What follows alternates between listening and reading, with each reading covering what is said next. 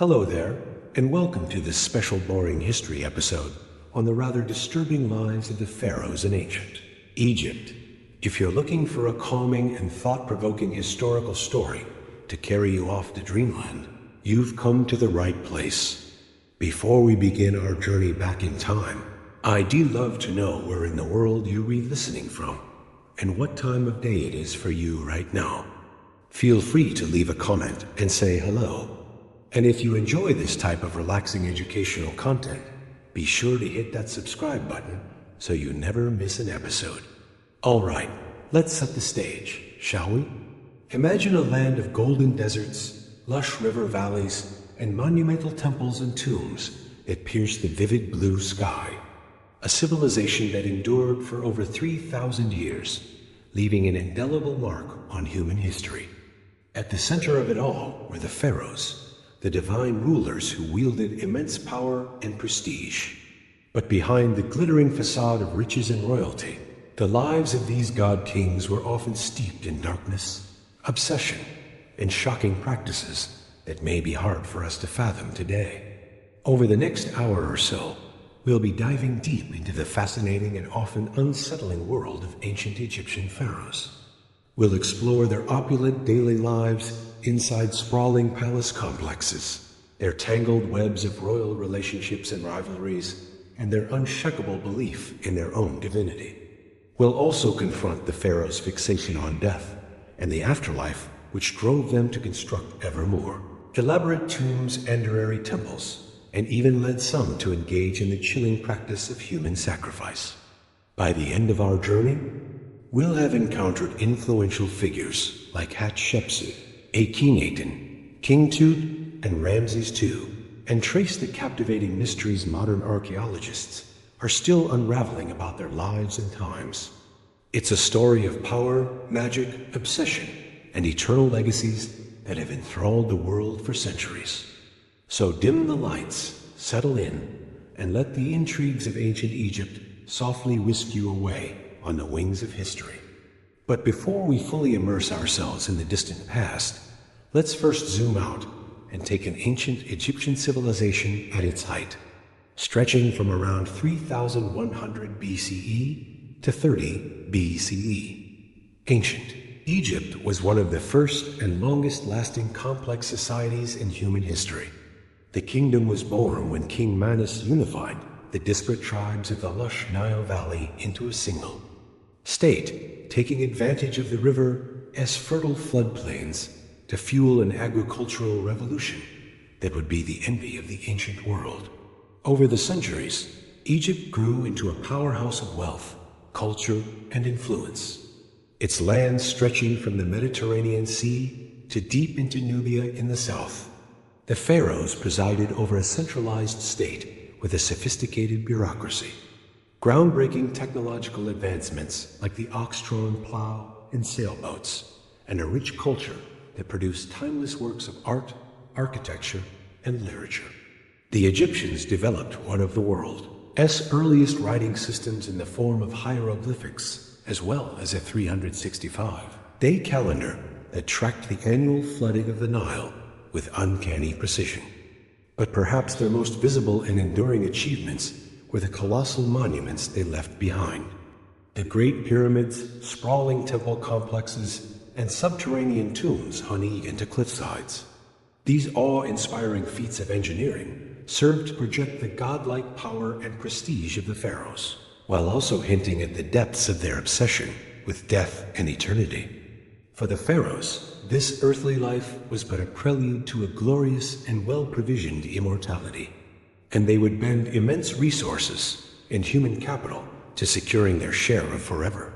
At the center of this remarkable civilization were the pharaohs themselves, the divine kings who ruled as the living embodiment of the god Horus on earth. The pharaoh was the supreme authority in all matters of state, religion, and war, wielding a level of power and influence that would be almost unimaginable today.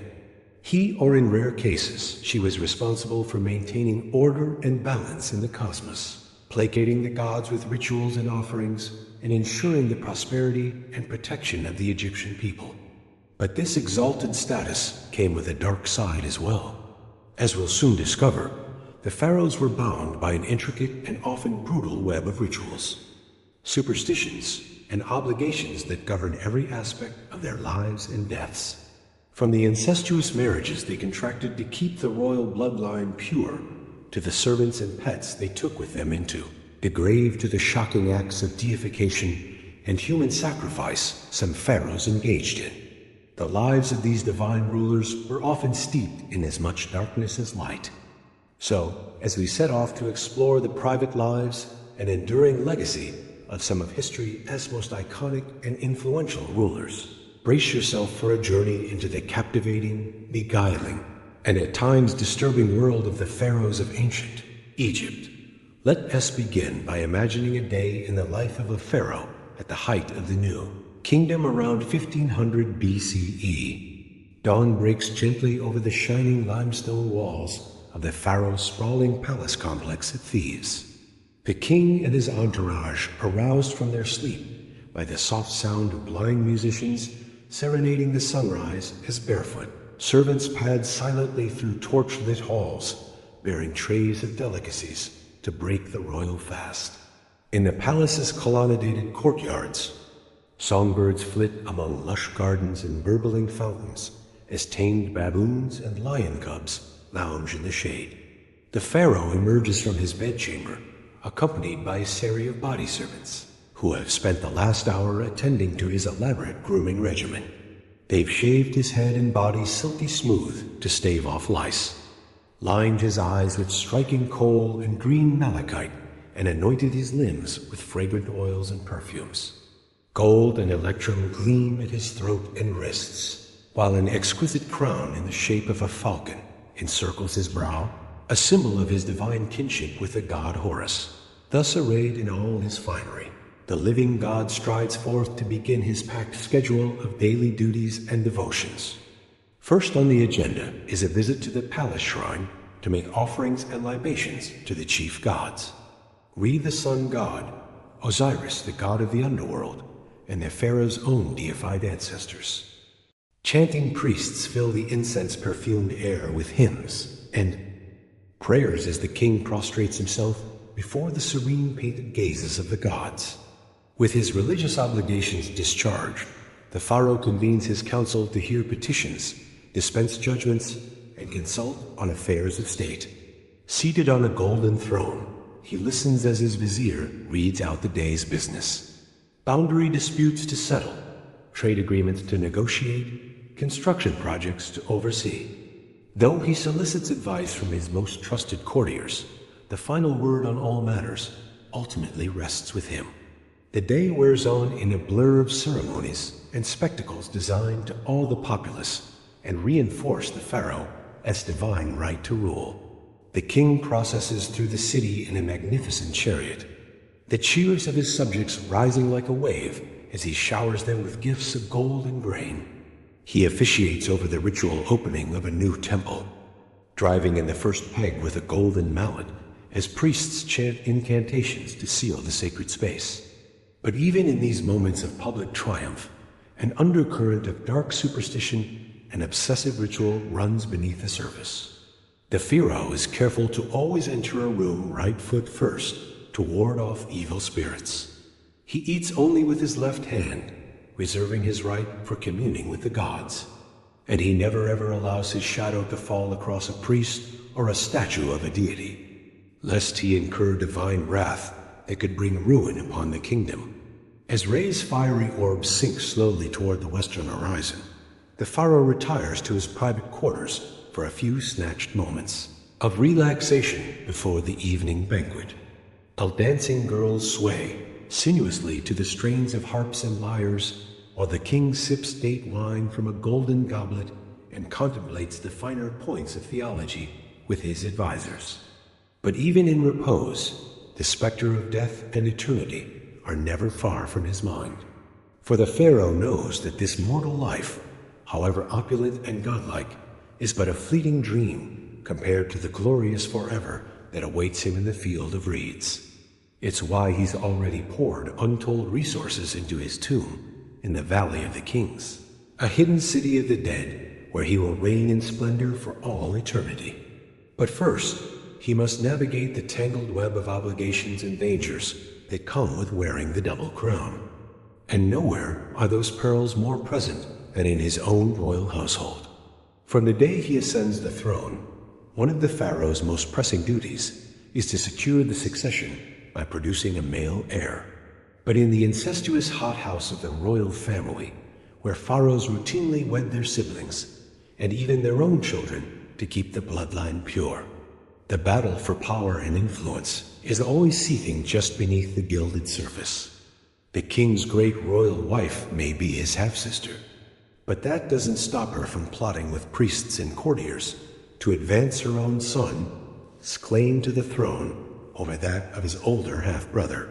Indeed, the annals of Egyptian history are littered with tales of palace intrigue, rival queens, and ruthless power plays between potential heirs. Take the remarkable story of Hatshepsut, the female pharaoh who ruled as king in her own right for over 20 years in the 15th century BCE.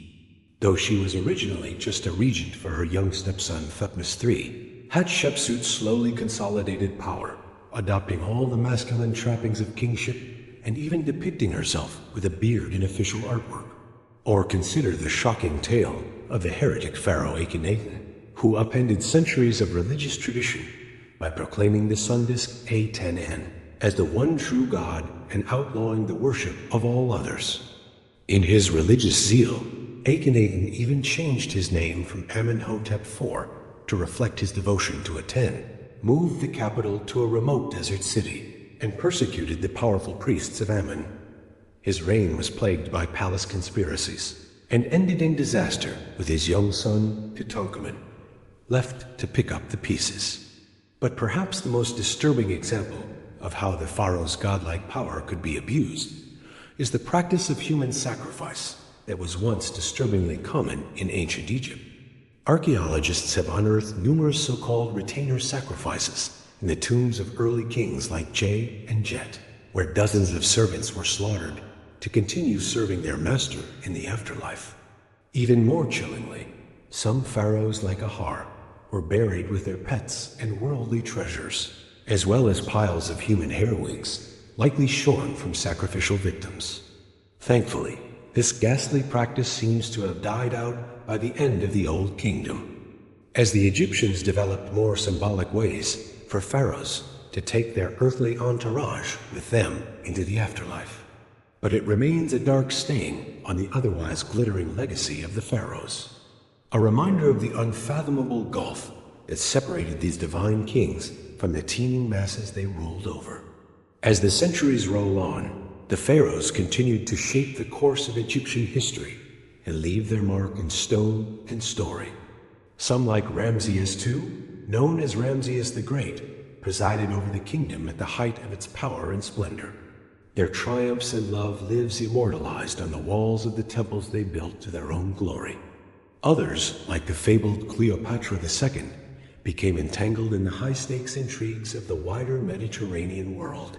Their personal charisma and political savvy the stuff of enduring legend.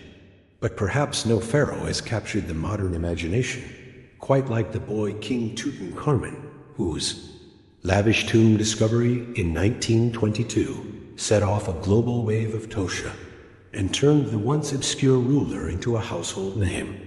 The dazzling treasures found in Tut's tomb, from his iconic golden death mask to the nested coffins and thrones, provided an unprecedented glimpse into the opulence and artistry of a royal burial, and cemented the pharaoh's reputation as the ultimate status symbols of the ancient world.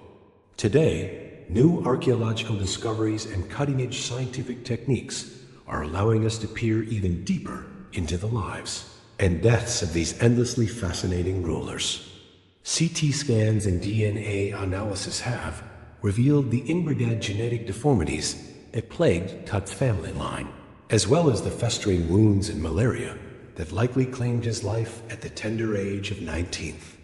Inscriptions and papyri paint an increasingly vivid picture of the cutthroat world of palace politics, where foreign concubines and scheming visors jostled for influence in the shadow of the throne. And yet, for all the dark secrets and unsettling practices we've uncovered about the pharaohs, their luminous legacy as some of the most iconic and enduring rulers in human history remains un. For over 3,000 years, they presided over a civilization of remarkable achievements and innovations.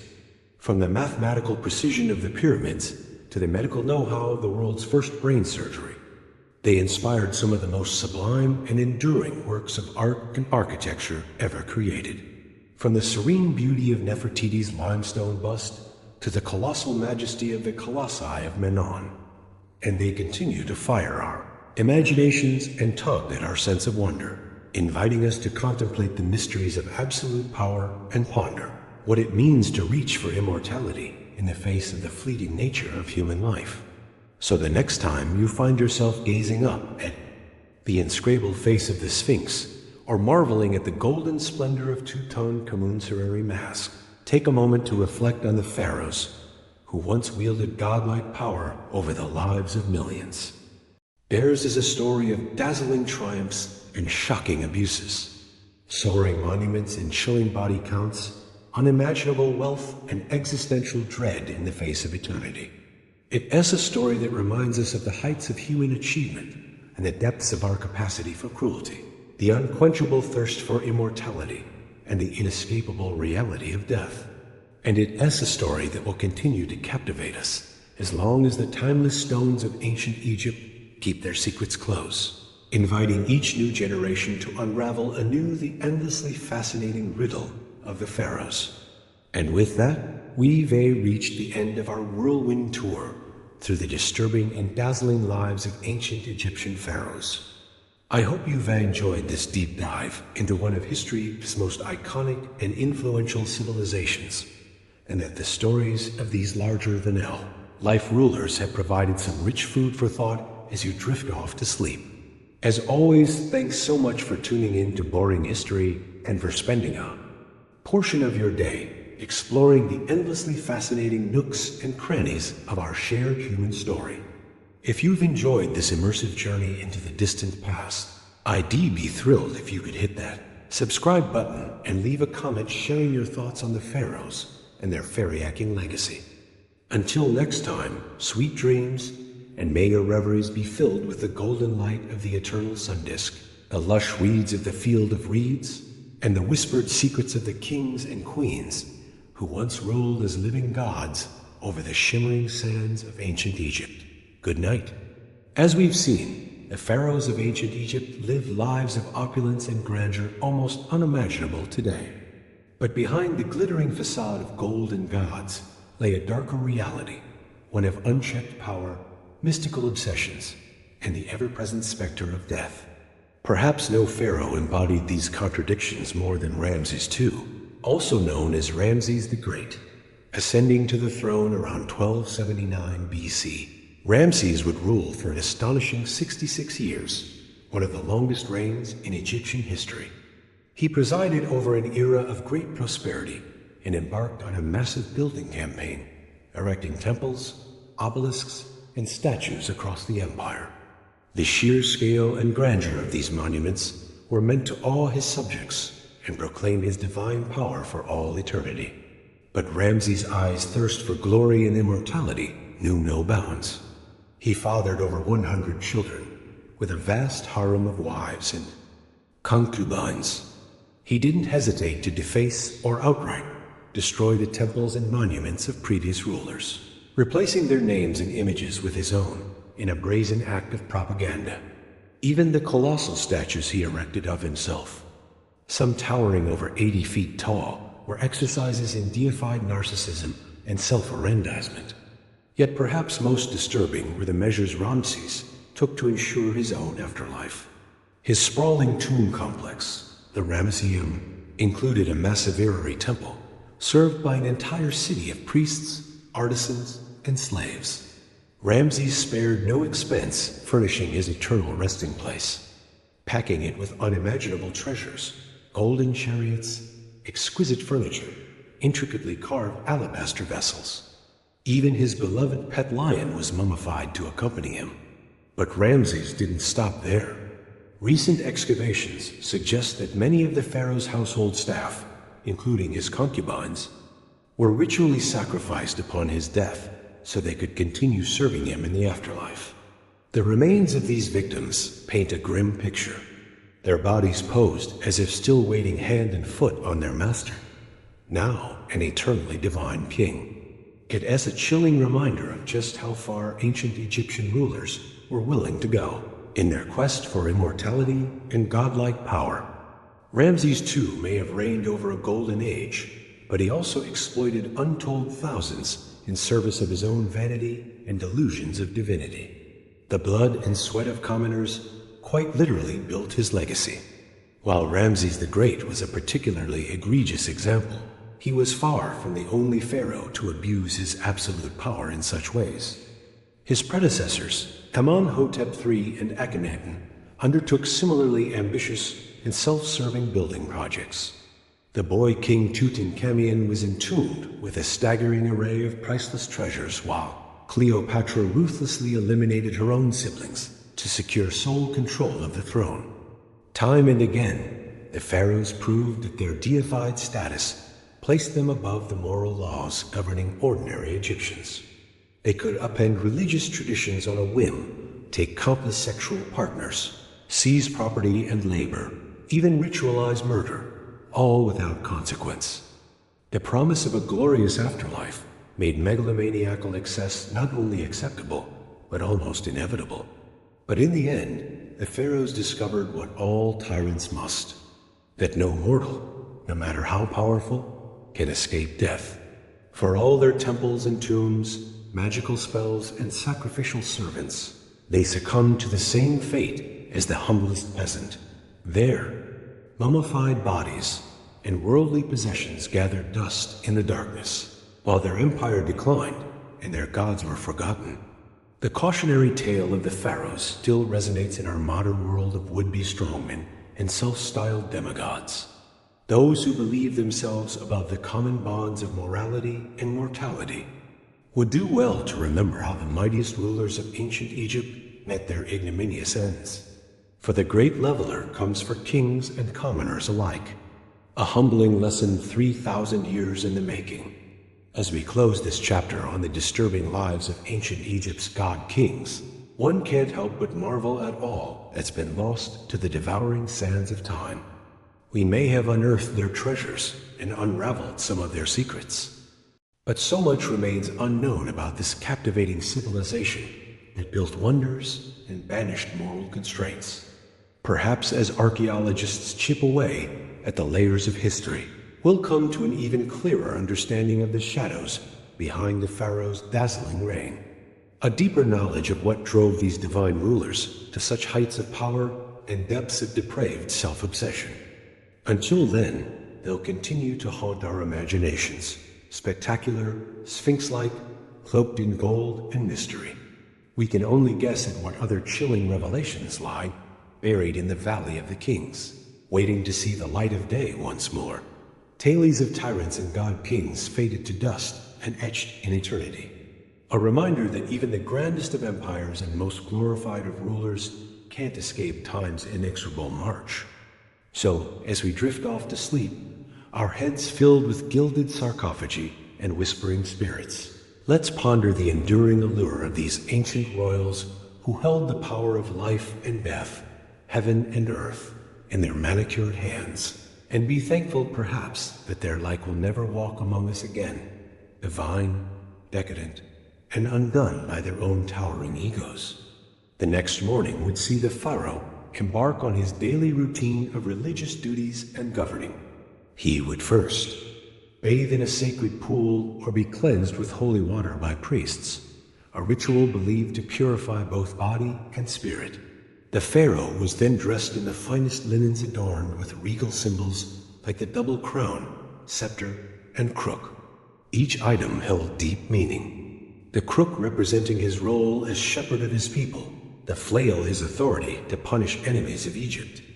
But even these mundane morning tasks were imbued with layers of spiritual significance.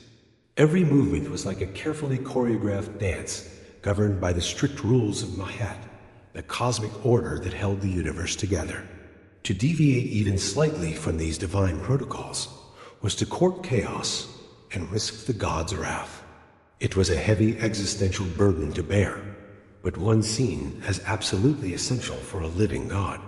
Once attired in his divine regalia, the pharaoh would emerge from the palace to begin his packed schedule. Often first up was a visit to the temple to make offerings to the gods and perform vital rituals.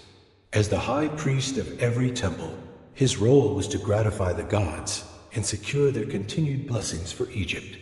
He would deliver offerings, recite sacred spells, and burn incense to the cult statues in the temple sanctuary, no matter how tedious each rite had to be performed with perfect precision.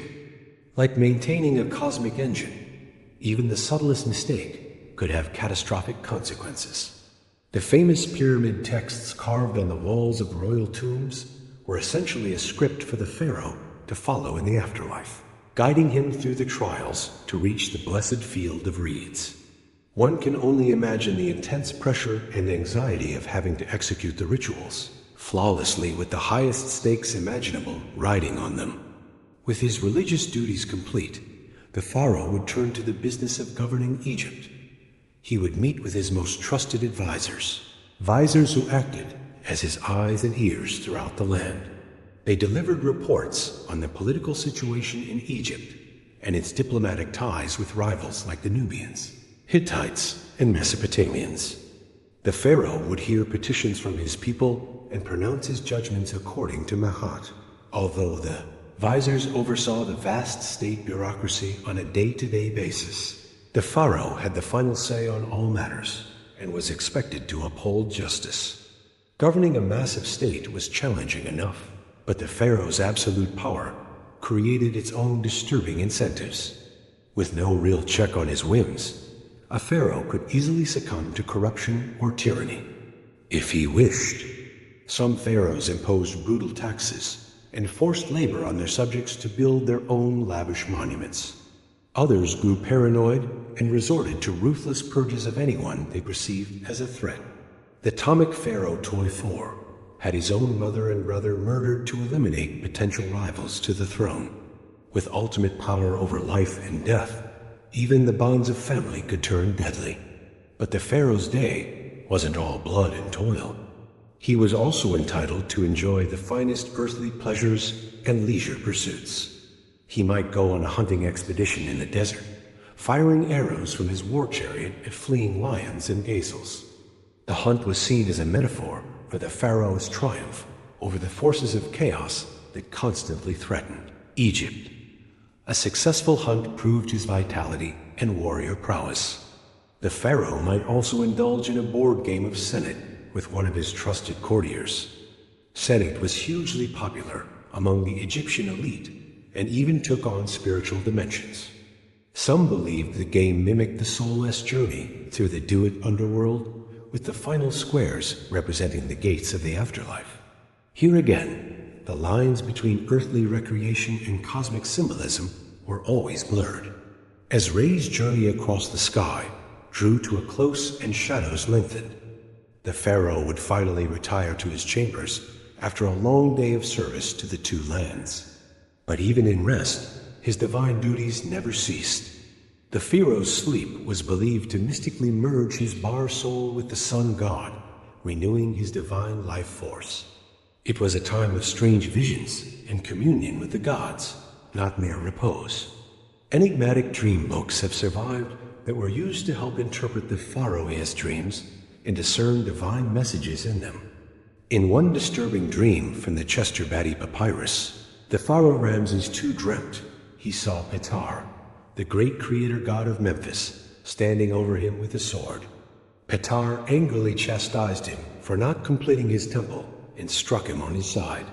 When Ramses awoke, he was determined to appease the wrathful deity by expediting work on the temple. Even in his own dreams, it seemed there was no refuge from the crushing pressure of his role.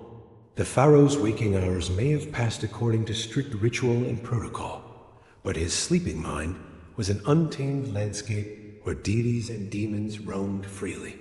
The same potent magic he wielded by day held sway in this nocturnal realm for good or ill. Spells were carved on headrests and bed frames to protect the vulnerable sleeper from malign forces. This liminal space between waking and dreaming was a potent time for communing with the unseen and for divining the god's immuable wills. The life of a pharaoh, from sunup to sundown, was a tightrope walk between the earthly and divine, the banal and sublime. Every action, no matter how routine, took on transcendent significance.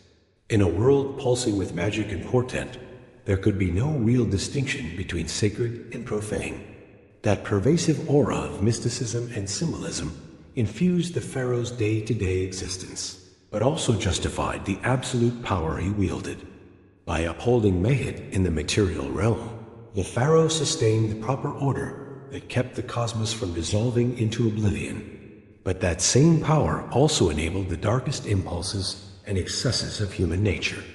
The challenge for any pharaoh was to embody the lofty virtues of a god on earth while still being fallible flesh and blood. Some managed that balancing act with justice and restraint, securing their people's prosperity and history's favor. Others succumbed to tyranny and caprice, leaving legacies forever tainted by cruelty. But whether revered or reviled, the pharaohs all shared an existence profoundly alien to our modern sensibilities, where the scope of one's actions held literally life and death stakes for an entire civilization. The pharaoh's day typically began at sunrise with a ceremonial cleansing by priests, followed by a grand procession out to the main temple for ritual offerings and worship. As a living god, this direct link to the divine was the pharaoh's most vital duty necessary to maintain Mara. He would present statuettes of himself as offerings and libate wine, milk, and other precious liquids before the gods. Incense would be burned, prayers recited, and sacred magic enacted through liturgies and hymns. After the morning rituals, the pharaoh would attend to the business of state, receiving ministers' reports, settling legal cases, and issuing decrees on everything from irrigation projects to mining expeditions. He would also engage in more ceremonial duties as the day progressed, from officiating over agricultural festivals to commissioning monumental building works in his name. The pharaoh's workday was interspersed with breaks for meals, recreation, and rest. Meals were sumptuous affairs, with the pharaoh entitled to the choicest cuts of meat, the freshest produce from palace gardens, and delicacies like honey, figs, and dates. Servants would swat flies with long fans and offer water to wash. Recreation might include hunting, board games like Sinet, or watching performances by musicians, dancers, and acrobats. Some pharaohs enjoyed swimming in palace pools or taking a langagerous barge ride down the Nile. But even in leisure, there was little respite from ritual and responsibility. If the pharaoh opted for a pleasure cruise, it would be aboard a gilded barge hung with fluttering pennants, rowed by crews of servants as he relaxed under a canopy with his family and courtiers. If he retired to his harem, for the evening, he was still expected to spend time with his great royal wife and produce heirs to secure the dynasty. The god king's life was a goldfish bowl of relentless public scrutiny and expectation. While the pharaoh's magnificent surroundings and godlike status may seem enviable, it was in truth an intensely demanding and precarious existence. The smallest lapse in upholding Mara, whether ritual or moral, could unleash the furies of fate upon the entire land. He was like an acrobat crossing the Nile on a gossamer thread, poised between the earthly and the eternal. The burden of his office was an exhausting marathon of pageantry and weighty decisions with the highest possible stakes in play. As the pharaoh finally retired for the evening, borne aloft on a gilded palanquin to his royal bedchamber, the day's exertions would take their toll. Falling into a dreamless sleep, he could at last slip the yoke of ritual and protocol, however briefly. In the morning, the great wheel would turn once more, and the demigod would re-emerge to greet the rising sun. But in those darkest hours before dawn, The pharaoh's chamber was a hushed sanctum of shadows and murmuring breaths of stillness and quiet. Here, in night's forgiving embrace, he was merely human once more. Royal relationships and rivalries. The ancient Egyptian royal court was a hothouse of political intrigue, power plays, and Machiavellian machinations. At its apex was the pharaoh himself, the nucleus around which courtiers, officials, priests, and supplicants all revolved like planets around the sun. But the pharaoh was far from alone in his gilded cage. From incestuous marriages to murderous feuds, the intimate relationships and sting rivalries of the royal household were an eternal wellspring of drama to rival any soap opera. The women who surrounded the pharaoh were some of the most influential and intriguing figures in the palace. Foremost among them was the great royal wife, the queen, who was meant to be the pharaoh's favorite consort and chief partner in ruling Egypt. Many queens wielded substantial power in their own right, with some like Nefertiti and Hatshepsut even eclipsing their husband as authority.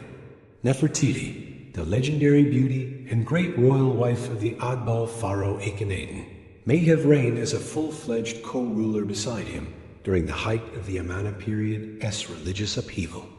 She vanished mysteriously from the record in Akhenaten's final years, but some tantalizing clues hint that she may have even succeeded him as the shrouded pharaoh SM. The jury's still out on that enigma. Hatshepsut's unprecedented power play was even more dramatic. As the royal daughter, wife, and mother of kings, Hatshepsut was uniquely poised to make her move when her young stepson, Thutmose II, inherited the throne, first serving as his regent. Hatshepsut soon assumed the full titles and regalia of a king in her own right, dropping the feminine endings from her royal name. For over 2 decades, Egypt had a female pharaoh in all but anatomy, dominating a time of immense prosperity and monumental building. Only after her death did Thutmose III emerge from the shadow of his formidable stepmother. But being the pharaoh's chief wife and queen was no guarantee of an easy life. In a polygamous palace, the queen always had to stay on her toes to maintain her influence and guard against rivals. One of the most infamous examples was the bitter war between Ramses II's chief queen Nefertari and the secondary wife Isit-Nefret, mother of the heir apparent. Court gossip gleefully chronicled how the two powerful women schemed ceaselessly against each other, using everything from lavish banquets to slanderous graffiti to sway the pharaoh as favor. The stakes in this game of thrones were immensely high, as queens vied to secure the succession for their own sons. Esnafret ultimately triumphed living to see her son Manpar take the throne, but only after decades of cutthroat intrigue. Such vicious rivalries between a pharaoh's wives were part for the palace course. Incest was another queasy quirk of royal marriages, seen as essential to safeguarding the sacred bloodline. Pharaohs often married their sisters, daughters, and even mothers in an attempt to keep the royal lineage as pure as possible. The Greek Ptolemaic dynasty took this to extremes, with the family tree nodding back on itself in a snile tangle of repeated incestuous unions. Cleopatra II, the most famous toy of all, was actually the product of at least 3 generations of uninterrupted brother marriages. Her family seemed to be competing to rack up the most convoluted incestuous relationships, with uncle-niece and even double sibling matches thrown in for good measure. Ironically, all this incestuous inbreeding may have produced the genetic quirks and mental instability that ultimately doomed the dynasty. But incest in the royal family wasn't just a tonic phenomenon. It was an age-old custom dating back to the mythical origins of Egyptian kingship itself. The pharaoh was seen as the earthly embodiment of Horus, the divine son of Osiris and Isis, a brother-sister pair who also happened to be husband and wife. By emulating the gods' incestuous marriage, the pharaoh was upholding the cosmic order and literally following in the footsteps of the gods. Of course, such sibling marriages must have taken a heavy toll both psychologically and genetically. The famous Tutankhamun was the sickly, short-lived product of an incestuous match between Akhenaten and his sister. His congenitally deformed foot and cleft palate point to the deleterious effects of inbreeding. But to the ancient Egyptians, purity of blood was far more important than genetic diversity. Incest was therefore not a taboo, but a sacred tradition. If rivalries between wives were vicious, those between potential heirs could be downright murderous. Primogeniture was not a hard and fast rule in ancient Egypt, meaning that any son or even daughter of the pharaoh could potentially make a play for the throne. This often led to cutthroat power struggles and grim succession crises as rival princes schemed to eliminate their competitors. One notorious example was Amenhotep, the founder of the powerful 12th dynasty. An advisor to the previous king, Amenhotep launched a successful coup and had himself crowned as the new pharaoh. But his reign was plagued by constant conspiracies and assassination attempts as rival factions jockeyed for power. His own harem even launched a shadowy plot against his life, creeping into the royal bedchamber with daggers drawn. Amenhotep only survived by the intervention of his loyal guards, fighting them off nearly naked. So shaken was Amenhotep by his brush with death that he took the unprecedented step of crowning his son, Senes, as co-pharaoh during his own lifetime. By securing the succession early, Amenhotep aimed to stave off further intrigues and smooth the transfer of power. Realpolitik trumped tradition. Amenhotep's instructions to his son, a treatise on effective kingship, reflect his embattled cynicism. Be on your guard against all subordinates, because you cannot be sure who is plotting against you. Perhaps the ultimate example of a royal rivalry turned deadly was the grim fall of Ramses III, the last great pharaoh of the New Kingdom. Court records paint a sordid picture of a geriatric pharaoh, with a harem of hundreds riven by factionalism, as rival wives schemed to put their sons on the throne. One wife, Tyr, hatched an audacious plot to assassinate Ramses and crown her son Petuer in a coup. The conspiracy was uncovered at the 11th hour, but not before a bloody skirmish between guards loyal to Tai and those protecting the pharaoh. In the end, Ramses' own throat was slit, likely by an assassin who wormed his way into the royal harem. The king lingered just long enough to appoint his designated heir and round up the ringleaders of the failed coup. In a grisly epilogue, the chief conspirators were forced to commit suicide, while the hapless Petuer was brutally executed and denied proper burial. Even in death, royal rivalries refused to rest. Such ruthless intrigues and lethal power plays were all too common in the pharaoh's court, where the knives were perpetually out. Trust and loyalty were luxuries few could afford, with even family members' potential enemies vying for position. Caught in this tangled web of shaky alliances and seething resentments, the pharaoh had to walk a razor's edge, vigilantly balancing factions while watching his own back. Heavy was the head that wore the double crown. Gods on earth, the pharaoh is divine ruler.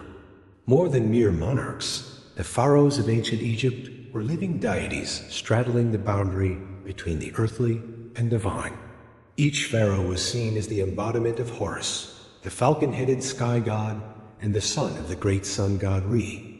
As the practice of retainer sacrifice, also known as retainer burial, was one of the most chilling customs in ancient Egypt, the idea was that servants, both human and animal, who attended the pharaoh in life would continue to serve him in death and the afterlife. This was seen as an honor to accompany one's king for eternity. But to our modern sensibilities, it's a staggering loss of life in the name of royal luxury. Some of the earliest evidence of retainer sacrifice comes from subsidiary graves around the royal tombs of the first dynasty pharaohs at Abydos. These subsidiary graves contain the remains of servants, as well as food, furniture, jewelry, and tools. All the things deemed necessary to serve the pharaoh in the afterlife. The tomb of King Jir is a striking example.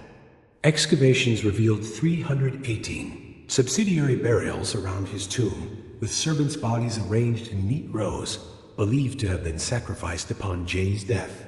Even more unsettling are the animal sacrifices found in pharaonic tombs. Many kings were buried with their beloved pets to keep them company: hunting dogs, cats, monkeys, gazelles, and more. But some animal graves are on a whole different scale. The tomb of King Horahar contained 10 donkeys that had carried his funeral gifts. King Nama's tomb held 10 dogs. The first dynasty Pharaoh Waish was even buried with no less than 12 baboons, creatures considered sacred to the god Thoth. But perhaps the most bizarre burial good of all was human hair. Lots and lots of it. Archaeologists uncovered a staggering 30 million animal mummies and 80 tons of human hair in a series of vast catacombs beneath the temple Anubis at Saqqara. Much of this hair is believed to have been shorn from servants and offered to the jackal-headed god of embalming as a plea for the deceased. Pharaoh, a safe journey to the afterlife. As staggering as these numbers are, it's important to note that human sacrifice was not constant throughout ancient Egyptian history. It seems to have been practiced only in the early dynastic period, phasing out as mummification and more symbolic burial goods took precedence. By the time of the New Kingdom, human sacrifices had disappeared, replaced by shabdi figurines meant to magically come alive and act as servants in the afterlife. Still, those early royal tombs with their grim galleries of subsidiary burials leave a lasting and haunting impression. They speak to the absolute power of the pharaohs and the value placed on their post-mortem comfort above all else. Even in death, the pharaohs commanded the living. Their sacred status meant their journey to the afterlife was all that mattered, no matter how many had to die to ensure it. This is perhaps best summed up by the inscription on the tomb of the 6th dynasty courtier Veni the Elder. He proudly describes his role in building the royal tomb, saying, "His Majesty sent me to Et to bring the sarcophagus with its lid, and the costly august pyramidion for the pyramid called Menura Shines. It is beautiful of the Queen. I did it all in the completeness and exactness which His Majesty loves." The Pharaoh's eternal resting place was paramount, sparing no expense, effort, or life. But not all pharaohs clung to these dark sacrificial practices. The reign of Akhenaten, the controversial king who upended Egyptian religion by worshipping only the sun, discernible for its lack of evidence of human sacrifice. Akhenaten moved the capital to a new city, Akhenaten, known today as Amarna. Here he built a royal tomb with no subsidiary graves, perhaps signaling a shift in Arari customs to match his religious reforms. However, Akhenaten's changes were short-lived. After his death, his son Tutankhamun and successors returned to the old gods and traditional practices. Tut-'s own famous tomb, discovered in 1922, was stocked with all the traditional grave goods and mummified remains of his several stillborn daughters. Though not sacrificed in the old way, these children still accompanied him to the afterlife as eternal reminders of his divine blood. And so even as human sacrifice waned, the pharaonic obsession with the afterlife never did. The mummification process grew ever more elaborate, with pharaohs like Seti the Firm and Romemes, S2 going to their eternal rest in multi-room hidden tombs filled with every earthly treasure. They were still meant to live forever, as gods among the gods, even if their retinue of ghostly servants was now rendered in wood, clay, and stone, rather than flesh and blood. This enduring belief in the pharaoh's divinity and earthly eternity attained as perhaps their most lasting legacy. Long after their tombs were looted and bodies scattered, the pharaohs are still with us. Resurrected in our history books and museum galleries, we still speak their names: Khufu, Nefertiti, Hatshepsut, Chutin, Kamen, and marvel at their monuments. They built for eternity, and in many ways they achieved it, though not as they might have imagined. For the pharaohs, eternal life was a given, a birthright of their divine status. For their subjects, the afterlife had to be earned through service, both in this life and the next. This fundamental divide, the chasm between the god-kings and the rest of humanity, is what makes their world at once so dazzling and so alien to our eyes. It was a world where one person by accident of birth could command the living and the dead, move mountains and rivers, and shape the very landscape of eternity. That was the power and the burden of the pharaohs, the sons of ancient Egypt, who lived, ruled, and died as gods on earth. And yet, for all their power and splendor, the pharaohs were still mortal men and women. They suffered from the same human frailties: disease, injury, family drama, political intrigue. They just did so on a much grander scale befitting their exalted status. This is perhaps what makes them so endlessly fascinating, so ripe for continual study and speculation. They were larger than life, but still life-sized. Untouchable gods, but still flesh and blood.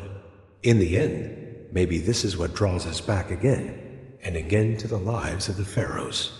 They built the pyramids and great sphinx, grand temples and hidden tombs.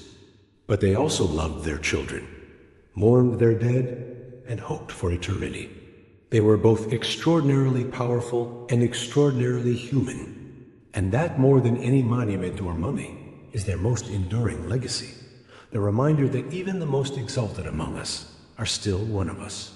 Even a pharaoh beneath the crowns and finery, the incense, smoke, and chanting priests, was still a person making their way in the world, looking ahead to the next. The ancient Egyptians believed that to speak the name of the dead was to make them live again. Perhaps then we are all part of the pharaoh's afterlife every time we tell their stories, ponder their lives, and marvel at their works. They built their tombs and pyramids to last till the end of time. And in doing so, they built themselves into the very bedrock of our history. The pharaohs may be gone, but they are not forgotten. They live on in our collective memory, as real and vivid as the paint on their tomb walls.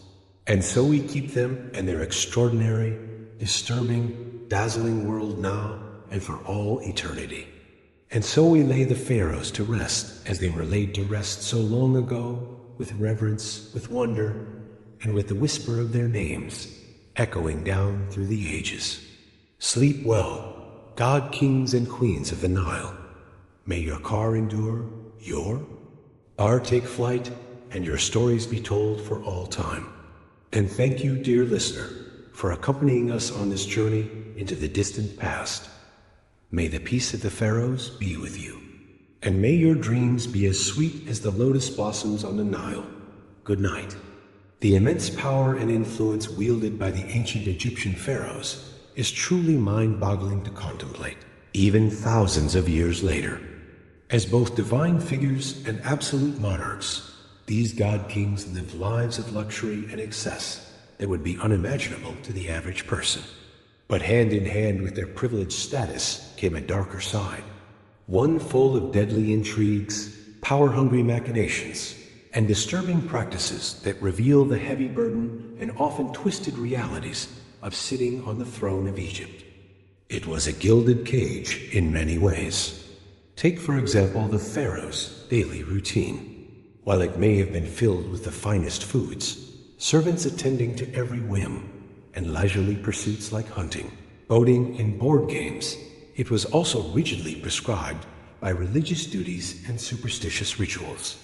Every aspect was governed by a desire to maintain the proper order of the universe.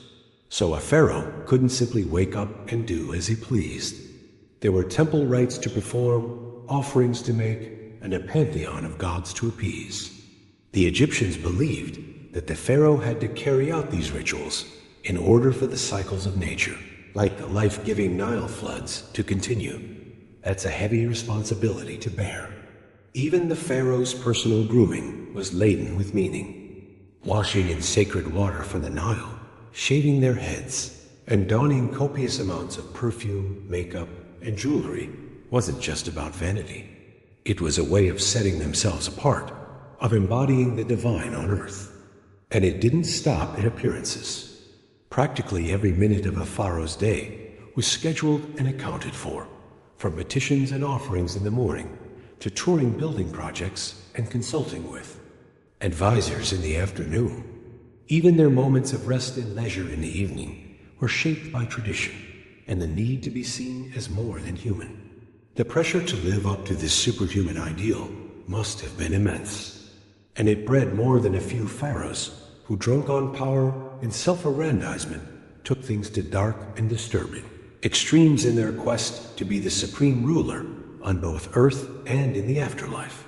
You can see this most clearly perhaps in the kind of megalomaniac building projects the pharaohs undertook. Not content with your average tomb or memorial temple, some commanded their subjects to toil for decades on massive glorious monuments to themselves. The Great Pyramid of Giza, one of the 7 wonders of the ancient world, is a perfect example. This was commissioned by the pharaoh Khufu around 2550 BC. Standing over 480 feet tall and comprised of over 2 million limestone blocks, it was the tallest man-made structure in the world for almost 4,000 years. The logistics and labor that went into building Khufu's pyramid are staggering to contemplate. Stones weighing an average of over 2 tons had to be quarried, transported, and assembled with absolute precision, using only primitive copper chisels, round saws, wooden rollers, and sleds, ramps, levers, and pulleys. Experts estimate it took over 20,000 workers and as long as 27 years to complete. And for what? All to house the corpse of one man and ensure his safe passage to the afterlife. It's an astounding, and some would say appalling, display of power and self-aggrandizement. Not to mention that life was incredibly harsh for the armies of workers who built pyramids like Khufu's. They may not have been slaves, as popular law often suggests, but the backbreaking work took a serious toll. Scans of skeletal remains from the worker cemetery show high rates of arthritis, injuries, and stress. Pyramid building eventually fell out of favor, perhaps becoming too costly and time-consuming even for the pharaohs. But the rich and powerful still found other ways to flaunt their wealth in the face of death. Take King Tutankhamun, the famed boy king who ruled in the 14th century BC. While he died young and had a relatively short reign, his golden death mask and opulent grave goods had become enduring symbols of ancient Egypt's wealth and splendor. When Howard Carter unsealed King Tut's small tomb in 1922, he found room after room stuffed to the brim with a dazzling array of over 5,000 priceless objects. Golden shrines, jewel-encrusted chests, intricately carved furniture, chariots, clothes, perfumes, and even food and wine to sustain Tut in the afterlife. The sensational discovery ignited a wave of Tut mania around the world and introduced millions to the glories of ancient Egypt. But it also highlights the phenomenal excess enjoyed by the pharaohs, even the minor ones like Tutankhamun. Some rulers took it even further, burying loyal subjects with them to serve them in death as they had in life.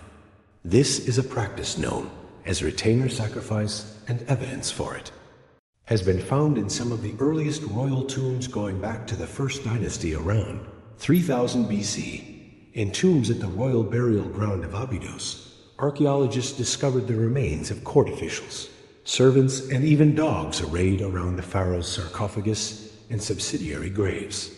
It seems these unlucky attendants were sacrificed to continue their duties in the afterlife.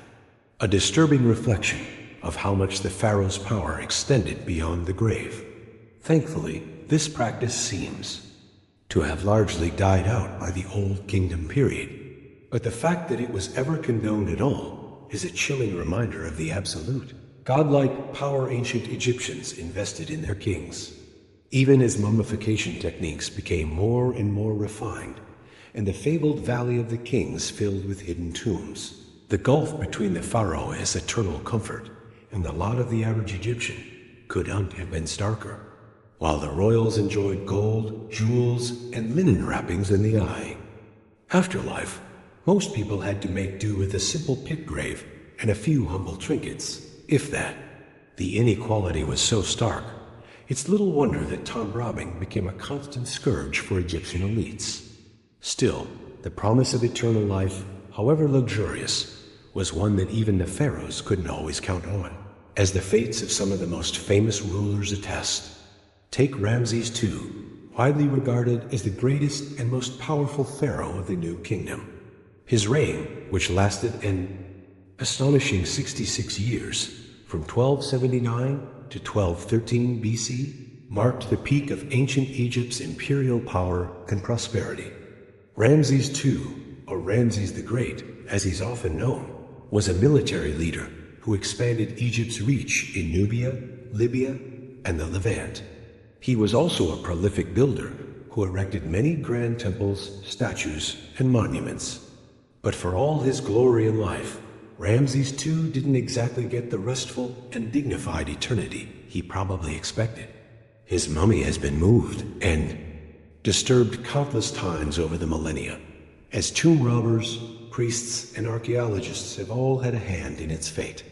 When Ramses' mummy was finally unwrapped in 1886 by Gaston Maspero, the head of the Egyptian Antiquities Service, it was found to be in poor condition.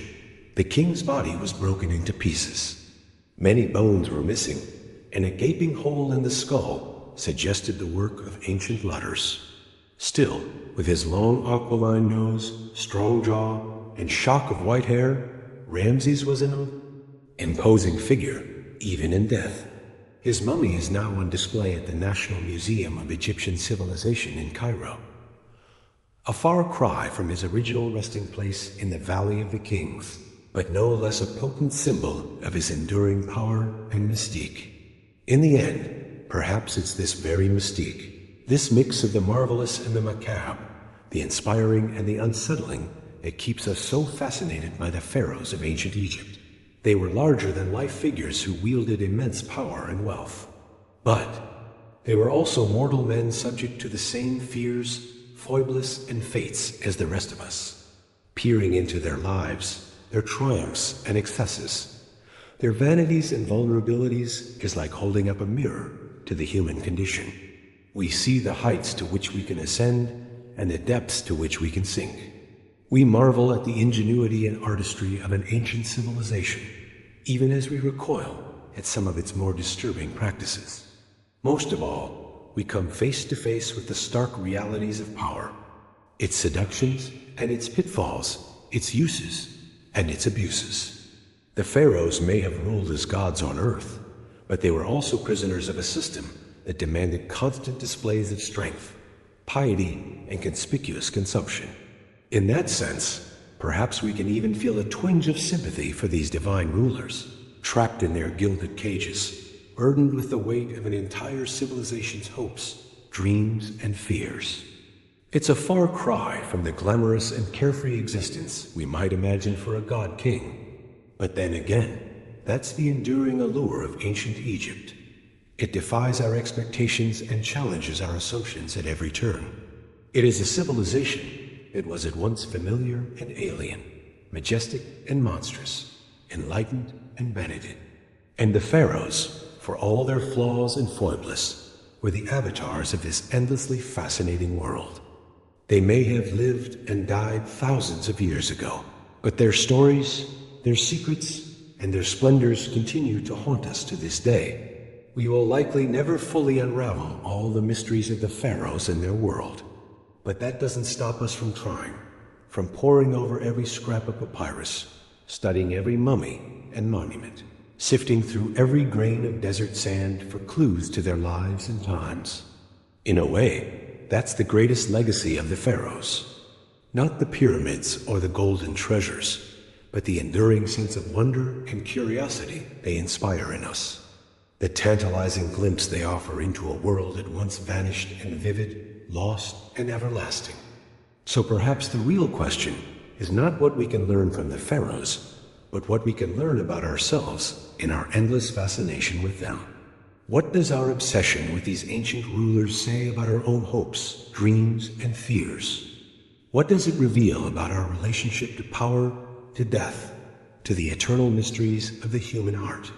These are questions that may never have definitive answers, but they are worth pondering nonetheless, just as the pharaohs themselves continue to beguile and bewilder us, inviting us to explore ever deeper the labyrinthine recesses of their world and our own.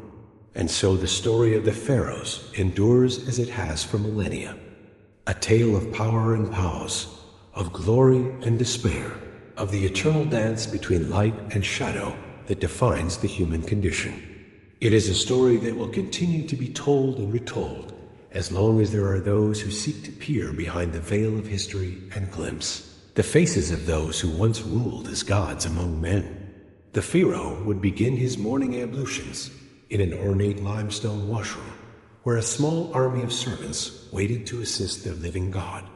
First, they would delicately wrap him in fine linen towels and escort him to a gleaming copper bathing tub filled with water, lotus flowers floating on the surface. As he stepped in, the servants would carefully wash the pharaoh's body with natron, a mineral salt that cleansed and softened the skin. They paid special attention to his hands and feet, gently scrubbing away any dirt or impurities. After bathing, the pharaoh would be dried off and a servant would appear bearing a tray of fragrant oils.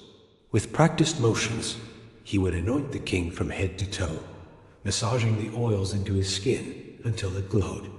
These sacred unguents, incense of myrrh, frankincense, and cinnamon, were believed to have magical protective properties, shielding the pharaoh from evil spirits and misfortune. A dab of black coal was carefully applied around his eyes, not just for beauty, but to deflect the harsh glare of the sun god Ra and ward off eye infections. Next came the pharaoh's iconic regalia, the crowns, scepters, and jewels that denoted his supreme status. Every item was imbued with layers of religious and political symbolism. The distinctive double crown, for example, represented the unification of Upper and Lower Egypt under the pharaoh's divine rule. A designated servant would reverentially lift the lapis lazuli in gold headdress and place it atop the king's head, taking great care to arrange it just so. Then would come the crook and flail, implements of kingship often depicted crossed over the pharaoh's chest in art and sculpture. The crook symbolized his role as shepherd of his people, while the flail represented his ability to mete out punishment to enemies of the state. Once adorned, the pharaoh would emerge from his chambers to greet the day, a glittering vision inspiring both reverence and terror. But this was only the beginning of a grueling daily routine that left little room for rest.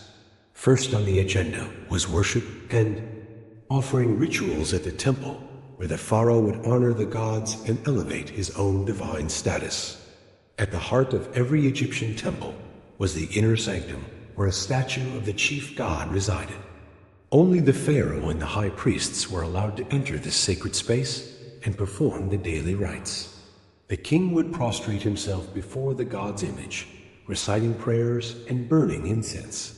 He would present lavish offerings of food, drink, clothing, and jewelry, symbolically giving the god all, the best produce of the land. In return, the deity would bestow divine favor and protection on Egypt and empower the pharaoh to rule wisely and defeat his enemies. This sacred transaction between the king and the gods was the bedrock of Egyptian cosmic order. But it was also a daily reinforcement of the pharaoh's precarious position. His people believed his piety and right conduct literally sustained the cycles of the sun, the Nile floods, and the agricultural bounty of the kingdom. It was a heavy responsibility to shoulder, day in and day out. With his religious duties complete, the pharaoh would begin the real work of governing, a task he largely delegated to his most trusted advisors. The pharaoh's prime minister, known as the vizier, oversaw the sprawling administrative apparatus that kept the kingdom running smoothly. A huge bureaucracy of scribes, tax collectors, and local officials managed everything from recording the Nile flood levels and grain harvests to dispensing justice in the courts. But the pharaoh was expected to take an active role in decision-making on key issues like diplomacy, trade, and monumental building projects. He would consult with his advisors in an audience chamber, seated on a golden throne, flanked by statues of the falcon god Horus and the cobra goddess Wajet. Painted on the walls around him were scenes of the pharaoh smiting foreign enemies and offering to the gods, potent reminders of his larger-than-life duties. Seated at his feet on Addis would be his great royal wife, the queen who bore thee. Next heir to the throne, the vizier and other courtiers would bow low before the royal couple, hands raised in supplication, awaiting their orders. Messengers and petitioners would be ushered in to deliver reports on the state of the kingdom or beg boons from the pharaoh. There might be disturbing news of a military skirmish at the border, requiring the king to marshal his armies, or a request to send aid to a region facing drought and famine. Diplomats from foreign lands would present tribute and tokens of respect in exchange for trade concessions and treaties. The pharaoh would hear each matter in turn, consulting with his advisors and rendering judgments with an authority that could not be questioned.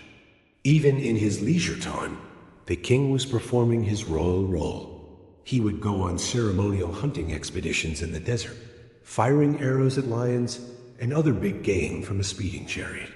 This was a demonstration of his physical prowess and mastery over the wild forces of nature, important propaganda in a world where might made right. He would also preside over jubilant religious festivals like the Opet Festival, celebrating the link between the pharaoh and the great god, Amun-Ra. In a spectacular river procession, the pharaoh would accompany statues of Thean triad of gods on a barge sailing down the Nile as huge crowds thronged the banks to cheer them on. At the end of a long day, the pharaoh would retire to his private quarters, where he might indulge in more earthly pleasures. Many kings kept harems of secondary wives and concubines, in addition to their great royal wife. These women lived in a separate palace area, visited by the pharaoh whenever he desired. Some pharaohs like Amenhotep III and Ramses II had over 100 children from multiple wives, an extensive royal brood seen as a sign of the king's virility and divine favor. But even in these intimate moments, there was no escaping the religious and ritual significance woven through every aspect of the pharaoh's life. Having intercourse with his wives wasn't just a sexual act. It was a sacred rite reenacting the creation of the cosmos by the gods. The pharaoh was expected to perform in the bedroom, just as he did on the throne and the battlefield. And the women who shared his bed while pampered and privileged also faced intense pressure to produce royal heirs, preferably sons. The stakes were high in a world where the succession of divine kingship was paramount. As the pharaoh drifted off to sleep, no doubt exhausted by the burdens of his exalted station, he could only hope that his efforts had pleased the gods and kept the forces of chaos at bay for another day. Tomorrow would bring new challenges, new opportunities to prove his worth as the living embodiment of divine order on earth. It was a relentless cycle, but one that each pharaoh was born and raised to fulfill, no matter the cost. Such was the disturbing life of these god kings who ruled over ancient Egypt for 3,000 years. Of course, even the most revered pharaohs were only human under all the divine trappings. And behind the palace walls, royal family drama seethed, often with devastating consequences. Rivalries between a pharaoh's wives were common, as each competed to have her son named heir to the throne. These feuds took on legendary proportions in some cases, like the rivalry between Ramses II's wife Nefertari and his secondary consorted. Nefertari, whose beauty and influence were so great, she was known as the one for whom the sun shines, had borne Ramses several sons, but none had survived to succeed him. Isetenfret saw her chance to install her own son Manbar as crown prince and worked to undermine Nefertari at every turn. The struggle came to a head when Nefertari's tomb was vandalized. Her image hacked out of the wall reliefs in a blatant attempt to erase her from history and memory. Many suspected Isidnaf was behind the desecration, though nothing could be proven. In the end, despite Nefertari's unrivaled status, it was Isetnefret's son, Mipa, who took the throne after Ramses' death. Such was the Game of Thrones played out in the pharaoh's court, where even the most beloved consort could fall victim to the ruthless machinations of her rivals. Even more scandalous were the rare but documented cases of incest within the royal family. The pharaohs believed their divine blood had to be kept pure at all costs, even if that meant marrying their siblings or even their own children. This practice may have reached its disturbing apex with the curious case of Akhenaten, the rebel pharaoh who upended centuries of religious tradition by proclaiming the sun disk Aten as the one true god. Akhenaten was already a strange and enigmatic figure depicted in art with an elongated skull, spindly limbs, and feminine hips that have long puzzled scholars. But even more shocking was his unconventional choice of chief wife and queen, his own daughter, Enkamun. Archaeological evidence suggests Enkamun was born to Akhenaten and his first wife Nefertiti when they were both very young, perhaps as young as 12 years old. She would have grown up in her father's sprawling new capital city of Amarna, a surreal landscape dominated by the towering temples of the Aten sun disk. As she blossomed into a young woman, Ankhesenamun caught the eye of her father, who by then had proclaimed himself the living incarnation of the Aten, and banned the worship of all other gods. In a move that must have scandalized the court, Akhenaten took his teenage daughter as his great royal wife, the pharaoh's consort, who would rule by his side and bear his children. The union was immortalized in a series of intimate portraits carved into Amarna's limestone cliffs, showing the couple locked in romantic embraces, their bodies intertwined.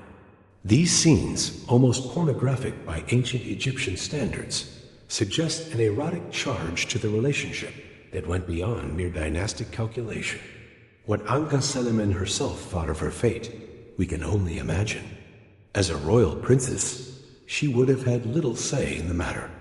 The marriage produced at least 2 daughters, but no surviving sons to inherit Akhenaten's throne. When the heretic pharaoh died, after a 17-year reign, the Amarna experiment died with him. The old gods were restored, his capital abandoned, and his name erased from the king lists. The young widow Ankha vanished from the record. Her astonishing story, buried until Amarna's ruins, were rediscovered in the early 20th century. She has since become an object of fascination and speculation for historians, a symbol of the disturbing lengths to which some pharaohs would go to protect their godly bloodlines. Such was the strange and secretive world of the pharaoh's royal family, a hothouse of intrigue and power struggles, played out against the backdrop of divine kingship. The pharaoh may have been worshipped as a god on earth, but he was also a man with all too human appetites and frailties. And those closest to him, the women and children of his household, often paid the highest price for their proximity to power. From incestuous marriages to murderous rivalries, the private lives of the pharaohs were every bit as dramatic and disturbing as their public reigns. But for all the darkness and dysfunction lurking behind palace walls, the pharaohs never lost sight of their ultimate obsession, their own divinity and immortality. From the moment they took the throne, every pharaoh was already planning for the moment they would leave it and ascend to join the gods in the eternal afterlife. And no pharaoh undertook this quest for immortality more assiduously or on a grander scale than the builder of the Great Pyramid of Giza, the legendary Khufu, ruling in the 4th dynasty of the Old Kingdom around 2550 BCE. Khufu was the son of the pharaoh Neferu, who had pioneered pyramid building with his innovative bent and red pyramids. But Khufu was determined to outdo his father and erect a monument that would stand the test of eternity. The result was the Great Pyramid, a towering edifice of 2.3 million limestone blocks rising 481 feet into the desert sky. Even today, it remains the largest single building ever constructed by human hands. A testament to one man's monumental ego and the extraordinary lengths he would go to achieve immortality. The Great Pyramid was more than just a tomb. It was a resurrection machine designed to harness the power of the sun god Ra and the magic of Egyptian engineering to launch Khufu's spirit into the cosmic realms of the gods. Every aspect of its design was suffused with religious symbolism and spells from the pyramid texts, the oldest sacred writings in Egypt. The pyramid's smooth angled sides were clad in polished, white limestone that would have made it shine like a giant prism in the desert sun, a radiant beacon guiding Khufu's soul to the heavens. Inside, a series of narrow ascending and descending passages led to the king's burial chamber, deep in the heart of the pyramid. This was the most sacred space of all, where Khufu's mummified body would rest in a granite sarcophagus, surrounded by all the treasures and supplies he would need for the afterlife. The chamber was a marvel of precision engineering. Its walls lined with massive granite blocks fitted so tightly you couldn't hand-slip a piece of paper between them. This was meant to seal the king's body and possessions away from thieves and intruders for all eternity, a secure staging ground for his journey to immortality. But building such a monumental tomb came at a staggering cost, both in resources and human lives. The Great Pyramid required a workforce of skilled masons, engineers, and laborers on a scale never before seen in Egypt. Contrary to popular belief, these were not slaves, but paid workers. Many of them peasant farmers recruited during the annual Nile flood when their fields were underwater.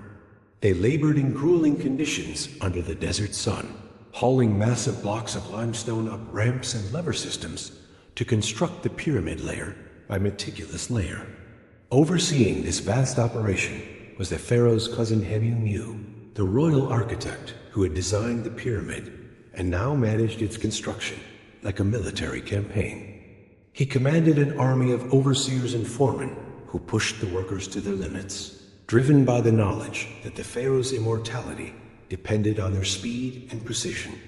Accidents and deaths were an accepted part of the job, with some workers even buried in the shadow of the pyramid they had died building. The human cost of Khufu's ambition was immense, but to the pharaoh, it was a price worth paying for eternal life. He saw himself as a divine being, a god incarnate whose spirit would live forever among the stars of the northern sky. The pyramid was his stairway to heaven, a monumental feat of will and engineering that would ensure his name and legacy endured for all time. And in a sense, he was right.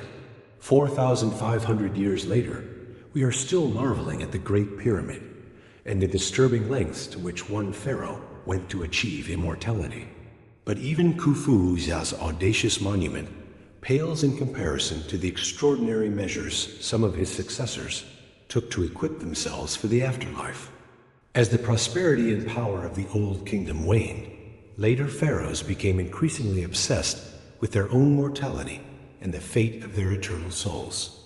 They poured their dwindling resources into ever more elaborate tombs and mortuary temples, desperately trying to guarantee their place among the gods. This desperate quest for immortality reached its macabre apex with the practice of retainer sacrifice, the burial of servants alongside the pharaoh to attend him in the afterlife. The most chilling example comes from the tomb of the First Dynasty Pharaoh J at Abydos, where archaeologists uncovered the remains of 318 individuals, men, women, and even children who had been sacrificed and buried in neat rows outside the king's enclosure. The scale of the carnage is staggering, the largest known case of human sacrifice in ancient Egypt. The victims appear to have been palace servants, members of the royal household who were selected to serve the king in death as they had in life. They were likely killed by strangulation or a blow to the head, their bodies hastily mummified and buried with minimal grave goods. Some were even interred in coffins bearing their own names, a poignant reminder of their individual identities and the violent fate that awaited them. What could have motivated such a mass slaughter?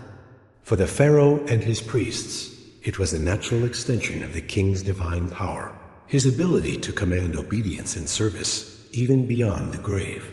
The servants were seen as privileged to be chosen for this sacred duty, their sacrifice a necessary part of ensuring the pharaoh's eternal well-being. But one can only imagine the terror and despair of those selected, knowing they would soon be joining their master in death. This disturbing practice appears to have been relatively short-lived, dying out by the end of the Old Kingdom. But it speaks to the incredible power and allure of the afterlife in ancient Egyptian culture and the extreme lengths to which some pharaohs would go to secure their place in it. The idea of an eternal existence beyond death, where the pharaoh would reign supreme among the gods, was so intoxicating that it justified even the most horrific acts of violence and sacrifice. And it wasn't just human servants who, as the centuries passed, ancient Egypt's New Kingdom period gave way to the Late Period, a time of foreign invasions and rule by outside powers. The Libyans, Nubians, Assyrians, and Persians all took their turn at the helm, wresting control of Egypt from native pharaohs. But perhaps no foreign power left quite as indelible a mark as Alexander the Great and the Greek Macedonian Ptolemaic dynasty he left in his wake. In 332 BC, Alexander the Great swept into Egypt, wresting it from Persian control. After being crowned pharaoh in Memphis, he founded the great seaside city of Alexandria, soon to become a cosmopolitan center of Greek culture and learning. But Alexander's reign as pharaoh was cut short by his untimely death in 323 BC. In the chaotic aftermath, his general Ptolemy Woda seized control of Egypt, installing himself as the first pharaoh of the Ptolemaic dynasty that would rule for the next 275 years. The Ptolemaic pharaohs were a fascinating fusion of Greek and Egyptian culture. They adopted many Egyptian royal traditions and religious practices to legitimize their rule in the eyes of their subjects. Ptolemy Thuan's son and successor, Ptolemy II, Philadelphus even instituted worship of the deified Alexander, cleverly positioning the Ptolemies as successors to Alexander's divine rule.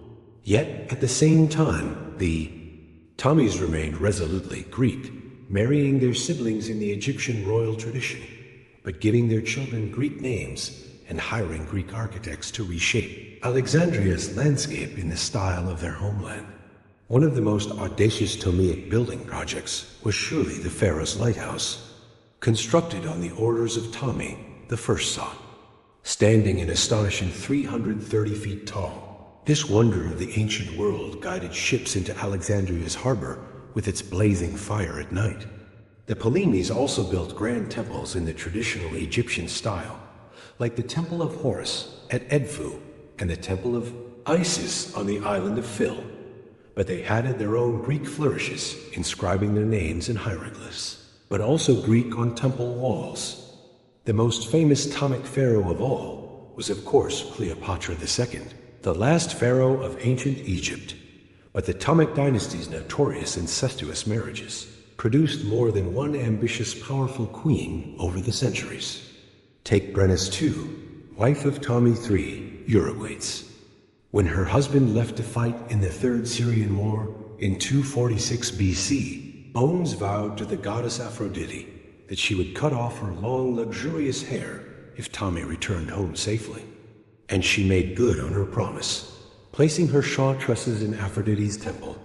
The hair later mysteriously vanished, but court astronomer Conon of Samos, perhaps trying to get back in the queen's good graces, claimed that Aphrodite had been so touched by the offering that she placed Bren's hair in the sky as the constellation Coma Bones's or Bones's hair.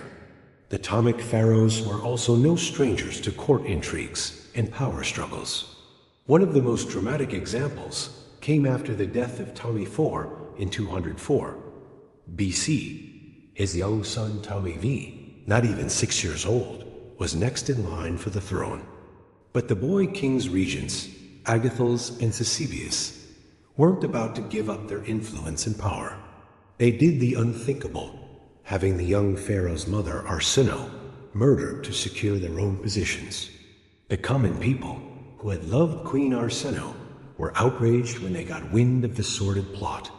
They besieged the royal palace, dragging Agathocles and his family out and lynching them in the street. The grisly scene was a stark reminder that while the Ptolemaic pharaohs styled themselves as god kings, they were all too human and vulnerable to the wrath of their subjects. The Ptolemaic era was a time when much of the ancient Egyptian culture and religion we know today was compiled and recorded for posterity. The Ptolemies were great patrons of the arts, sciences, and literature. It was at the great library of Alexandria that Manetho, an Egyptian priest and historian, wrote his Egyptia. This 3-volume work, now largely lost, compiled the first comprehensive list of Egyptian pharaohs and divided their reigns into 30 dynasties. The framework we still use to pass ancient Egyptian chronology today. And it was under the Ptolemies that the Egyptian priest scribe of Sebennytos penned a fascinating papyrus that has come to be known as the Dream Book. This enigmatic text lists nearly 200 different dreams and their supposed meanings. Some are rather mundane, like dreaming of eating figs, indicating the dreamer will come into money. But others are more sinister omens, like dreaming of being burned alive, signaling great danger ahead. The Ptolemaic dynasty ended with the tragic demise of its most famous queen Cleopatra, the second in 30 BC. After picking the losing side in the Roman Civil War between Mark Antony and Octavian, Cleopatra took her own life, allegedly by the bite of a poisonous espaded through the streets of Rome as a war trophy. With Cleopatra's death, the long line of divine pharaohs finally came to a close, and Egypt became a province of the Roman Empire. But the 3,000-year legacy the pharaohs left behind still endures. Every magnificent monument, every golden tomb treasure, every tall tale recorded on temple walls or papyrus scrolls has kept their larger-than-L life stories alive.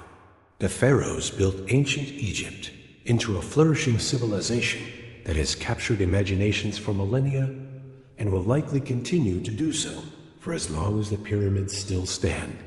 The mystique of the pharaohs lies in how even at the distance of thousands of years, they still seem to straddle the line between gods and mortals, the natural and supernatural. The truth is, the pharaohs were both extraordinary and all too human. They performed mind-boggling feats of engineering, artistic, and cultural achievement that have rarely been matched. But they could also be petty, superstitious, ruthless, and tyrannical. They were a bundle of fascinating contradictions, chasing immortality while grappling with all the flaws and frailties of being human. So perhaps that's why, for all their power and pomp, the pharaohs still speak to us today. Their outsized lives are like monuments to the human condition itself, the soaring triumphs and the devastating lows that have defined the mortal experience since the dawn of civilization. The life of a pharaoh was one of immense power and privilege, but also one governed by strict religious duties and rituals. From the moment he awoke in his opulent palace, a pharaoh's day was meticulously planned and scheduled with little room for spontaneity or personal indulgence. The pharaoh's morning routine was an elaborate affair with teams of servants attending to his every need. He would be washed, perfumed, and dressed in fine linens before donning the various crowns and symbols of his divine office. The distinctive double crown or pent combined the white crown of Upper Egypt and the red crown of Lower Egypt, symbolizing the pharaoh's dominion over the unified land. But even in these mundane morning rituals, there was an undercurrent of magic and superstition. The pharaoh's clothing was imbued with powerful symbolism and believed to confer divine protection. Every cosmetic and item of jewelry had deep spiritual significance.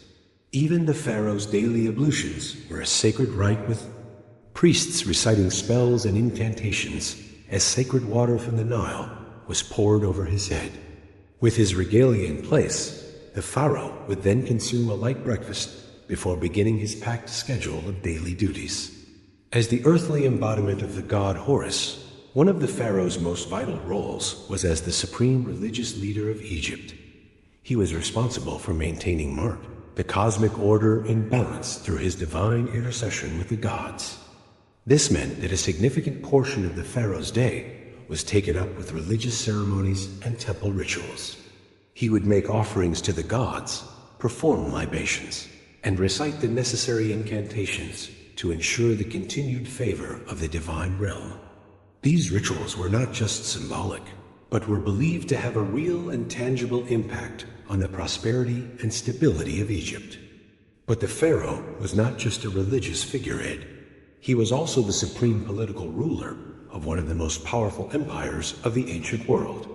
After his religious duties were complete, he would hold court and meet with his advisors to discuss matters of state. The pharaoh had the final say on all issues of law, taxation, trade, and foreign policy. He would also hear petitions from his subjects and dispense justice as he saw fit. The concept of Mart extended to social order as well as cosmic balance. And the pharaoh was the ultimate arbiter of this earthly harmony. His word was quite literally law, and his judgments were considered infallible and incontestable. However, even with all of these weighty responsibilities, the pharaoh still had time for leisure and pursuits befitting his exalted status. He might go hunting in the lush marshes along the Nile, or enjoy a sumptuous banquet with his courtiers and foreign dignitaries. Some pharaohs, like Amenhotep II, were known for their athletic prowess and would showcase their skills in archery or chariot racing. But even in these moments of relaxation, the pharaoh was never truly at ease. His life was governed by a strict code of behavior and a constant awareness of his divine role. Every action, every word, every decision was fated with meaning and consequence. And beneath the surface of this gilded existence lurked a darker undercurrent of superstition, magic, and brutality. The pharaoh may have been the most powerful man in Egypt, but he was also the most vulnerable to the capricious whims of the gods and the machinations of his enemies. Jealous rivals, both within the royal family and among the nobility, constantly plotted and schemed to overthrow him. Sorcerers and magicians employed curses and hexes to bring about his downfall. Even the common people, though they revered the pharaoh as a living god, could turn against him if they felt he had failed in his divine duties. To protect against these myriad threats, both real and supernatural, the pharaoh relied on a complex web of magic and ritual. He wore amulets and talismans imbued with protective spells, and his food and drink were tested for poison by trusted servants. His palace was warded against evil spirits, and his bedchamber was guarded by the most loyal and fearsome of his warriors. But even with all of these precautions, the life of a pharaoh was a precarious one. The annals of Egyptian history are filled with the stories of pharaohs who met untimely and often gruesome ends, from assassination and warfare to disease and dark sorcery. In the end, the pharaoh was as much a prisoner of his divine role as he was its beneficiary. For all of his power and privilege, he was ultimately a slave to the crushing weight of tradition, superstition, and the unyielding expectations of his gods and his people. The life of a pharaoh was indeed a gilded cage, opulent and glittering on the outside, but constricting and suffocating within. And yet, for all of its dangers and drawbacks, the allure of the Pharaonic crown was an irresistible one.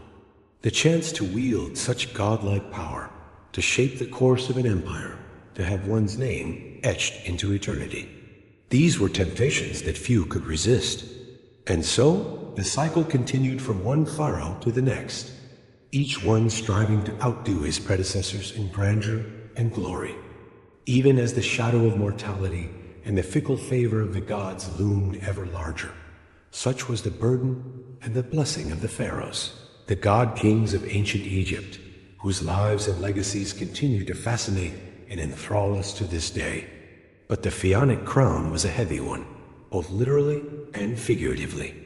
The great golden headdresses and crowns worn by the pharaohs could weigh up to 5 pounds, a physical reminder of the weighty responsibilities they carried. And for all of their divine status and earthly power, the pharaohs were still mortal men, subject to the same fears, frailties, and vices as any other.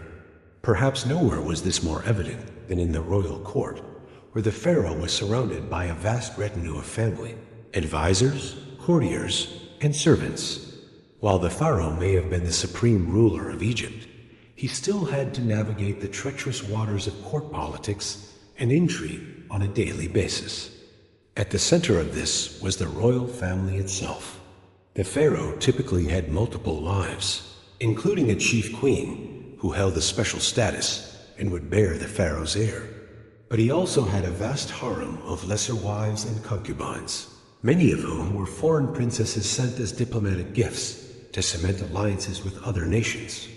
This complex web of marriages and liaison was not just about pleasure or politics. It was also driven by a deep-seated obsession with preserving the purity and divinity of the royal bloodline. The Egyptians believed that the pharaohs were literal descendants of the gods and that this divine essence was passed down through the generations. To maintain this purity, the pharaohs often married within their own family, taking their sisters, daughters, and even their own mothers as wives. This practice of royal incest may seem shocking and abhorrent to modern sensibilities, but for the ancient Egyptians, it was a sacred duty, a way of keeping the divine blood of the pharaohs untainted by mortal influence. Of course, this incestuous inbreeding often had the opposite effect, leading to genetic defects, deformities, and a host of health problems for the royal family. The mummies of several pharaohs, including the famous King Tutankhamun, show clear signs of congenital disabilities and chronic illnesses that were likely the result of generations of close familial marriages. But for the pharaohs, the risks of incest were outweighed by the perceived benefits of preserving their divine status. And in a society where the pharaoh was seen as a living god, there was no higher priority than maintaining the purity and power of the royal line. This obsession with divine kingship also had profound implications for the role of women in ancient Egyptian society. While women in general had more rights and freedoms than in many other ancient cultures, the power of the pharaonic throne was still very much a male domain. There were, however, a few notable exceptions to this rule. Perhaps the most famous of these was Hatshepsut, a queen who took on the full powers and regalia of a pharaoh and ruled Egypt in her own right for over 2 decades. Hatshepsut was a master politician and propagandist, commissioning statues and monuments that depicted her as a powerful and legitimate ruler, complete with the traditional false beard worn by male pharaohs. She even went so far as to have herself portrayed as a male in many of her official depictions, a way of asserting her divine right to rule.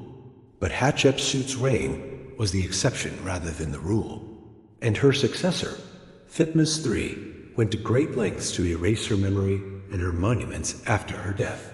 For the most part, the divine kingship of the pharaohs remained a strictly masculine affair, with women relegated to supporting roles as queens, mothers, and daughters. This gender imbalance also extended to the royal succession, which was often a bloody and brutal affair. While the pharaonic crown typically passed from father to son, there was no formal system of primogeniture, and rival princes and factions would often vie for power in the event of an unclear or contested succession. These power struggles could turn deadly, with rivals resorting to assassination, exile, or outright civil war to seize the throne. The most famous example of this was perhaps the mysterious death of Tutankhamun, who many historians believe was murdered by his advisor and successor in order to clear the path for his own ascension. Even when the succession was clear, the new pharaoh often faced challenges and threats to his rule from within his own family. Brothers, uncles, and cousins who had been passed over for the throne might plot and scheme to overthrow the new king, while disgruntled nobles and regional governors could use their wealth and influence to foment rebellion and unrest. To counter these threats, the pharaohs relied on a combination of political savvy, military might, and divine propaganda. They would reward loyal followers with titles, lands, and wealth while ruthlessly suppressing any signs of dissent or disloyalty.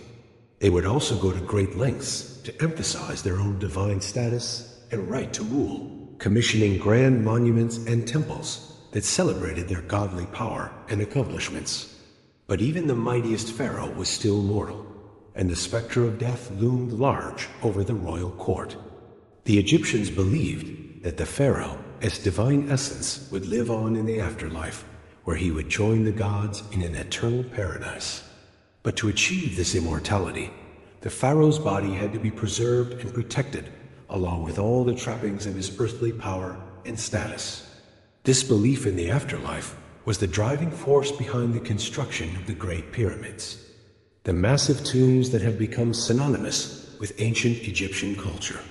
These monumental structures were not just grand displays of wealth and power. They were also elaborate machines designed to launch the pharaoh's soul into the heavens and ensure his eternal life among the gods. The process of preparing a pharaoh for the afterlife was a long and elaborate one, beginning even before his death. As soon as a new pharaoh took the throne, work would begin on his tomb and mortuary temple, which could take decades to complete. The pharaoh would be intimately involved in the planning and design of these structures, choosing the location, the layout, and the decorative program that would adorn the walls. At the same time, the pharaoh would begin accumulating the vast array of grave goods and treasures that would accompany him into the afterlife. These could include everything from furniture and clothing to jewelry and weapons, as well as huge stockpiles of food and drink to sustain the pharaoh on his journey. But perhaps the most vital component of the pharaoh's afterlife preparations was the process of mummification, which would transform his mortal body into an eternal vessel for his divine spirit. This was a long and complex process that could take up to 70 days to complete, involving the removal of internal organs, the desiccation of the body with natron salts, and the careful wrapping of the corpse in layers of linen bandages. The mummification process was overseen by a special class of priests known as the embalmer, who worked in secret and were considered to be in direct contact with the gods. They would recite special prayers and incantations at each stage of the process, imbuing the mummy with magical spells and protections that would ensure its safe passage into the afterlife. Once the mummy was complete, it would be placed inside a series of nested coffins, each one more elaborate and expensive than the last. The outermost coffin would often be made of solid gold and adorned with intricate carvings and inlays, a fitting vessel for the divine remains of the pharaoh.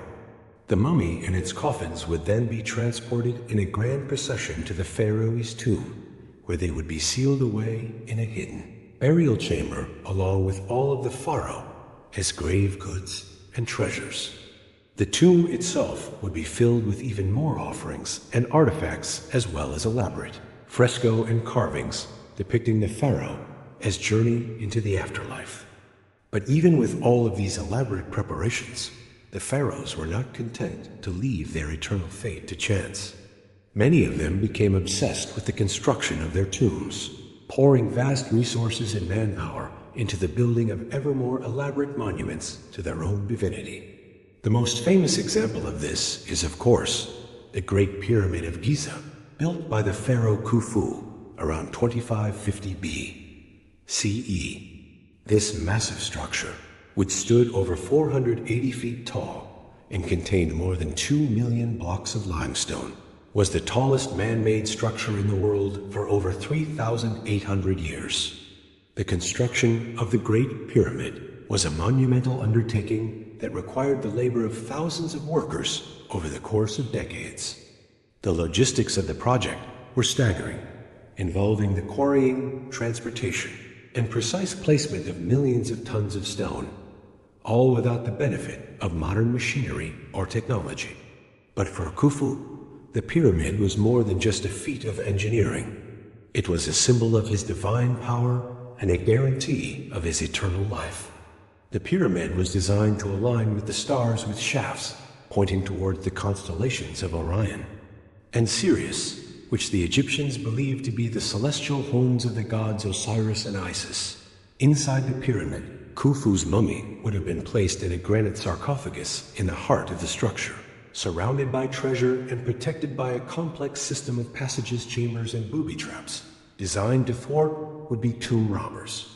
But even with all of these precautions, the pharaoh's tombs were not immune to the depredations of thieves and vandals.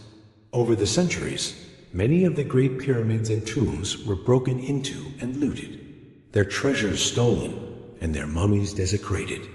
This was a fate that befell even the most famous of the pharaohs, including Tutankhamun, whose tomb was discovered largely intact in 1922, but had still been entered and robbed at least twice in antiquity. The pharaoh's obsession with the afterlife, it seems, was matched only by the greed and determination of those who sought to plunder their eternal resting places. But the pharaoh's preparations for the afterlife were not limited to their own tombs and treasures. In a practice that seems shocking and horrifying to modern sensibilities, some pharaohs were buried along with servants, courtiers, and even pets, all of whom were sacrificed in order to accompany their master into the afterlife. The most extreme example of this practice was found in the tomb of the first Dynasty Pharaoh J at Abydos, where archaeologists discovered the remains of 318 individuals who had been sacrificed and buried alongside the pharaoh. These included servants, guards, and even women and children, some of whom showed signs of strangulation or blunt force trauma. This practice of human sacrifice was not limited to the early dynasties either. The tomb of the 12th dynasty Pharaoh Amenhotep III at Hawara contained the remains of at least 5 young women who had been sacrificed and buried with the pharaoh, along with a menagerie of animals, including a monkey, a dog, and several ducks. Even more bizarre was the discovery of tens of thousands of human hair wigs in the tomb of the 18th dynasty Pharaoh Amenhotep II. These wigs, which were made from the hair of young girls and women, were apparently intended to provide the pharaoh with a ready supply of fresh hair in the afterlife, a symbol of his eternal youth and virility. These disturbing practices speak to the incredible power and influence of the pharaohs, as well as the deeply ingrained beliefs and superstitions that governed ancient Egyptian society. For the pharaohs, the afterlife was not just a vague hope or a religious abstraction. It was a very real and tangible goal, one that demanded the utmost preparation and sacrifice. But as Egyptian society evolved and changed over the centuries, so too did the practices surrounding the pharaoh's burials. By the time of the New Kingdom, human sacrifice had largely fallen out of favor, replaced by symbolic offerings and the use of she figurines, small statues that were believed to come to life and serve the pharaoh in the afterlife. And as the power of the pharaohs began to wane in the later dynasties, so too did the grandeur and scale of their tombs. The last of the great pyramid builders was the 12th dynasty Pharaoh Amenhotep III, and by the time of the New Kingdom, the Pharaoh. As we've seen, the lives of the pharaohs were a complex tapestry woven from the threads of divine power, mortal excess, and an unshakable fixation on the afterlife. But perhaps no pharaoh embodies these themes quite as vividly as Ramses II, also known as Ramses the Great. Born around 133 BCE, Ramses was the third pharaoh of the 19th dynasty, and he would go on to become the most celebrated and most prolific builder in all of ancient Egyptian history. He ruled for an astonishing 66 years, fathered over 100 children, and left an indelible mark on the landscape of Egypt with his colossal building projects. From the moment he took the throne, Ramses set out to immortalize his legacy in stone. He didn't just build temples and monuments, he built cities. His capital, Ramses, was a sprawling metropolis in the Nile Delta, adorned with lush gardens, stately palaces, and of course, towering statues of Ramses himself.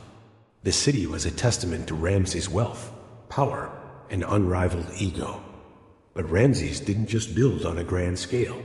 He built with a singular purpose: to ensure his own glorification and immortality. Every temple, every obelisk, every statue was emblazoned with his name and his image. He even went so far as to carve his own likeness into existing monuments, often over the names of previous pharaohs. In Ramses' world, there was room for only one god on earth, and that god was Ramses. Of course, all this self-aggrandizement didn't come cheap. Ramses' building projects required vast amounts of labor and resources, much of it carried out by slaves and prisoners of war. The lives of these workers were hard and often short, spent toiling in the blistering heat of the desert sun. But to Ramses, their suffering was a small price to pay for the glory of his eternal legacy. And what a legacy it was! From the magnificent temples of Abu Simbel to the sprawling complex of Karak, Ramses left his mark on nearly every corner of Egypt. His reign saw military triumphs, like the Battle of Kadesh against the Hittites, as well as monumental building achievements, like the completion of the great hyperstyle hall at Karak, a forest of 134 massive columns covering an area of 54,000 square ft. But perhaps Ramses' most enduring legacy is the very fact that we know so much about him at all.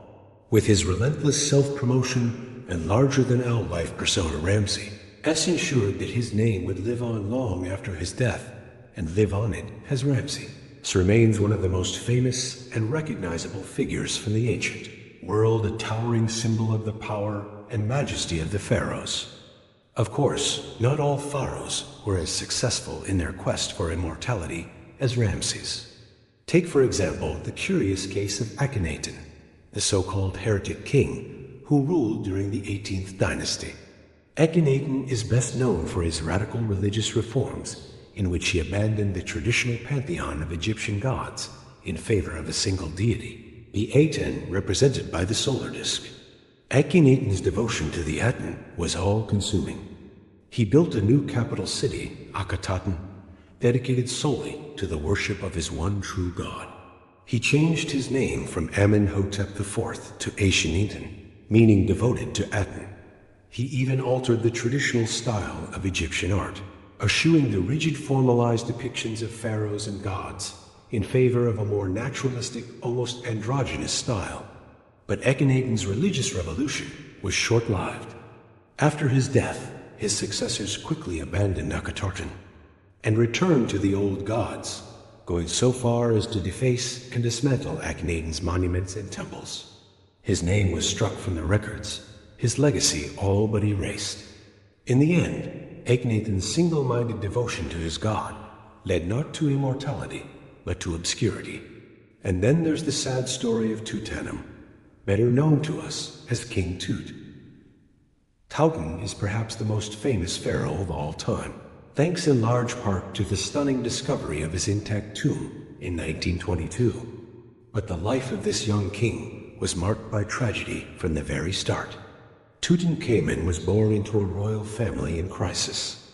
His father was none other than Akhenaten, and his mother was likely Akhenaten's own sister. Inbreeding was not uncommon among the Egyptian royalty, who believed that keeping the royal bloodline pure was essential to maintaining their divine status. But it also led to a host of genetic problems, including the congenital defects that plagued Tutankhamun throughout his short life. When Tutankhamun took the throne around the age of 9, he inherited a kingdom in chaos. Akhenaten's religious reforms had alienated the powerful priesthood and destabilized the country.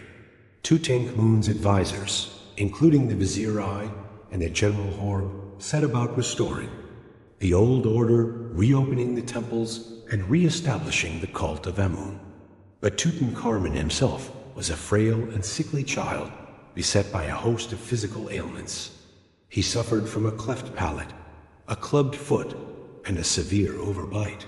He walked with a cane and may have even suffered from a rare genetic disorder called Klippel-Feil syndrome, which causes the fusion of the vertebrae in the neck.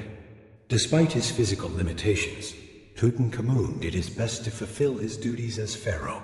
He oversaw the restoration of the old temples and commissioned new building projects, including his own tomb in the Valley of the Kings. But his reign was cut tragically short. Tutankhamun died around the age of 19, possibly from an infection caused by a broken leg. The story of Tutankhamun is a poignant reminder of the human frailty that lurked behind the facade of divine power.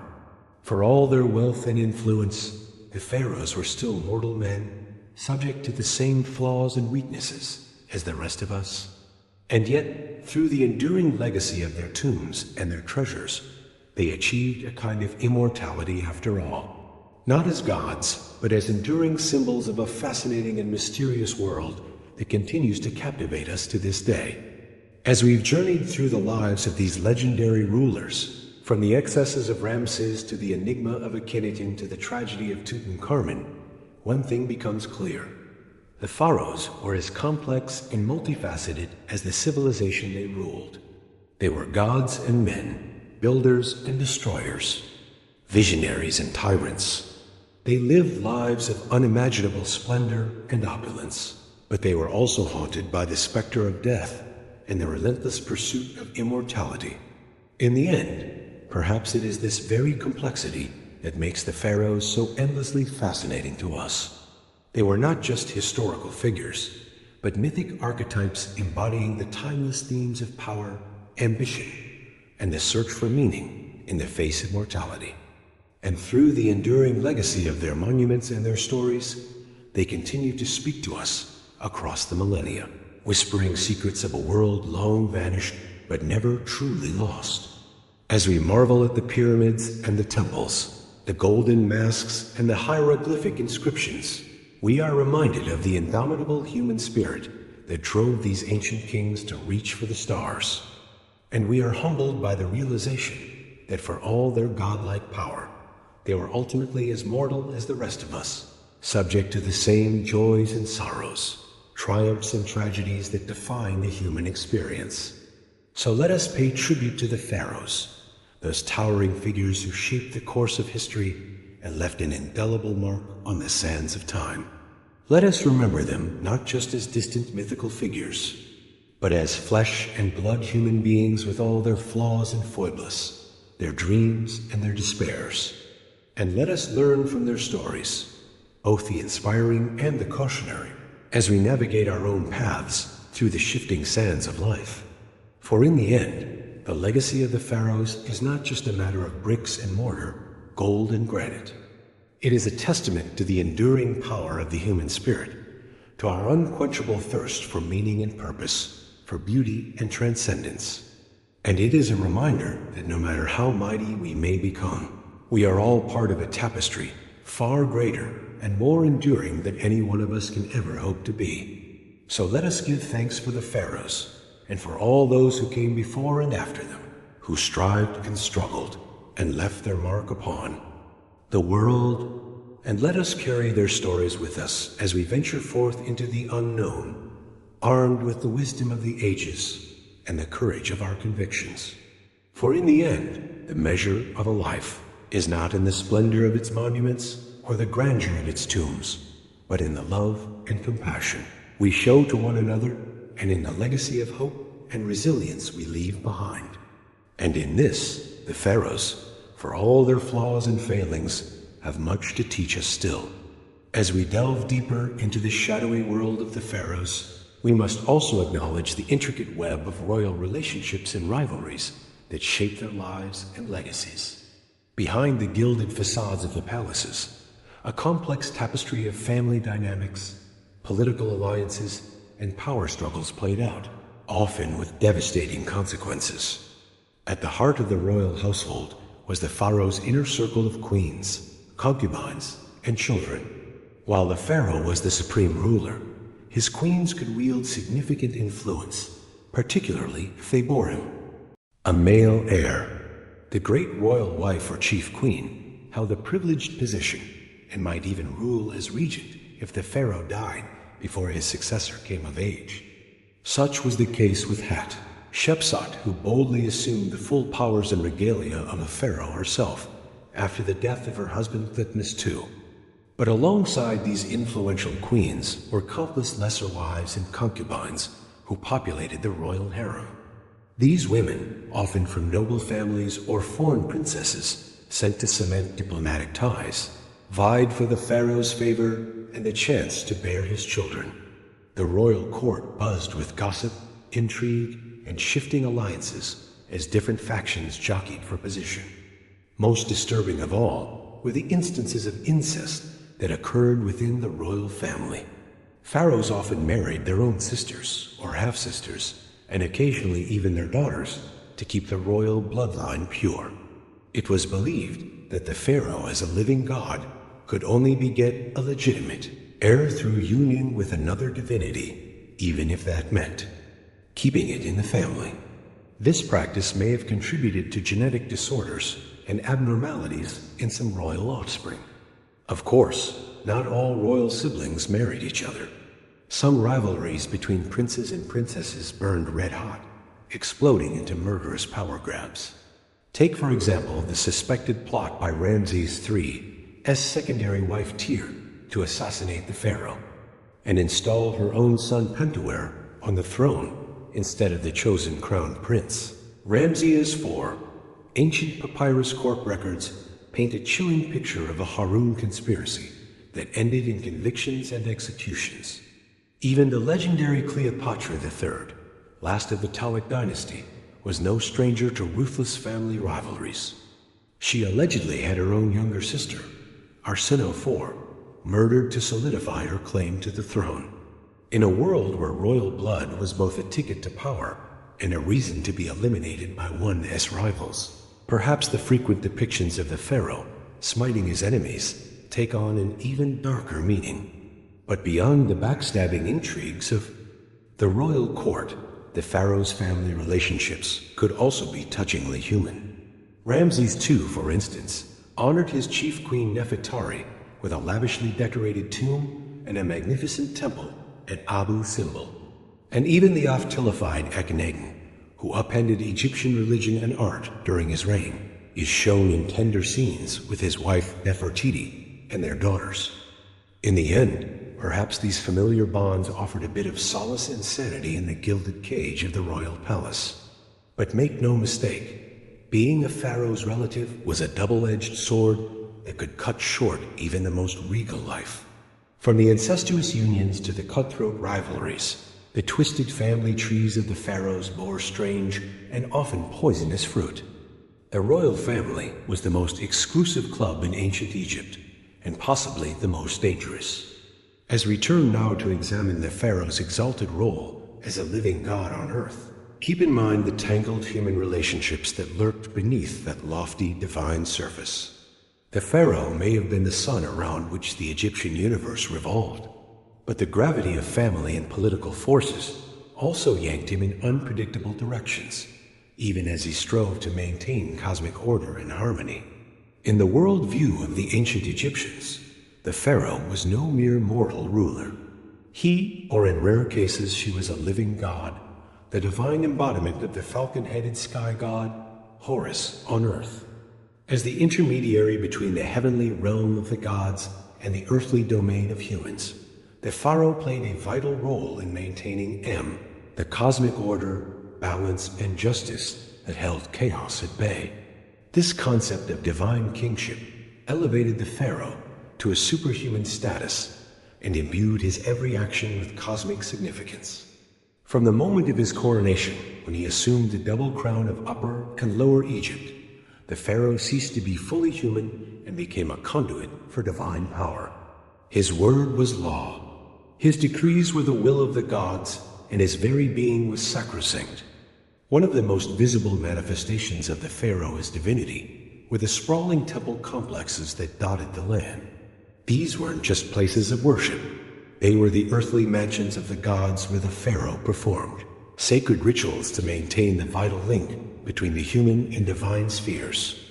The grandest of these temples, like the Karak complex in Thebes or the Luxor temple downstream, were cities unto themselves, bustling with priests, craftsmen, and servants, all dedicated to serving the pharaoh god. Within these sacred precincts, the pharaoh would make offerings, recite incantations, and perform elaborate ceremonies to appease the gods and ensure the continued flow of divine blessings. The most important of these rituals was the daily rebirth of the sun, in which the pharaoh metaphorically merged with the sun god, Ra, to be reborn anew each morning. By participating in this endless cycle of death and renewal, the pharaoh helped to sustain the very fabric of the cosmos. But the pharaoh's divine status wasn't just a religious concept. It had far-reaching implications for Egyptian society and politics as well. As a living god, the pharaoh had absolute authority over his subjects. His word was law, and his commands were not to be questioned. Obedience to the pharaoh was equated with piety, and rebellion against him was tantamount to sacrilege. This godlike power could be intoxicating, and some pharaohs took their divine status to disturbing extremes.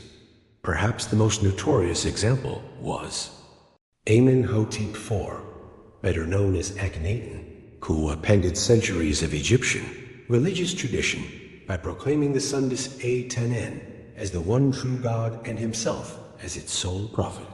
In a burst of religious fervor, Akhenaten ordered the names and images of other gods to be erased, closed their temples, and even moved the capital to a remote desert site he called Akhenaten, or Horizon of the Eaten.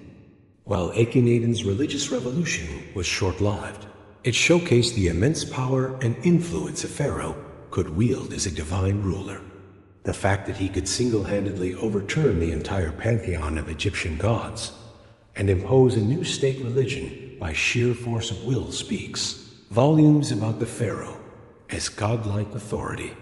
But even in less tumultuous times, the pharaoh's divinity set him apart from the rest of Egyptian society. He was a remote or inspiring figure, rarely seen in public outside of carefully stage-managed appearances. His subjects approached him with a mixture of reverence and terror, prostrating themselves in his presence and averting their eyes from his divine radiance.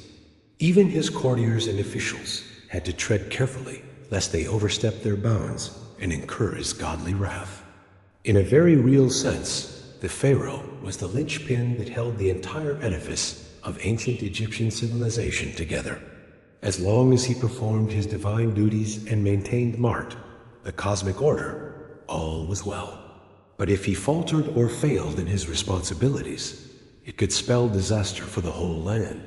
A weak or ineffectual pharaoh could lead to chaos, famine, and invasion, while a tyrannical or impious one risked offending the gods and bringing down divine retribution.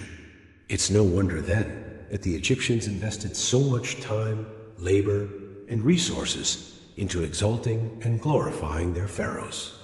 The colossal statues, soaring obelisks, and lavish tomb complexes were all testament to the pharaoh's superhuman status and enduring legacy.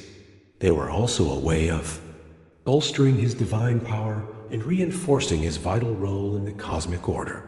But as we'll see in the next chapter, this obsession with the pharaoh's divinity reached its apex in the very last place one might expect, the tomb. For the ancient Egyptians, death was not the end for a pharaoh, but merely a transition to an even more exalted state of being, and they would go to extraordinary, even horrifying lengths to ensure their divine ruler had everything he needed for the journey. The flickering torchlight cast an eerie glow on the rough-hewn walls of the tomb, as if the very shadows are alive with the weight of ages past. The air is thick with the acrid tang of incense and the musty odor of death, a cloying perfume that clings to the nostrils and the back of the throat.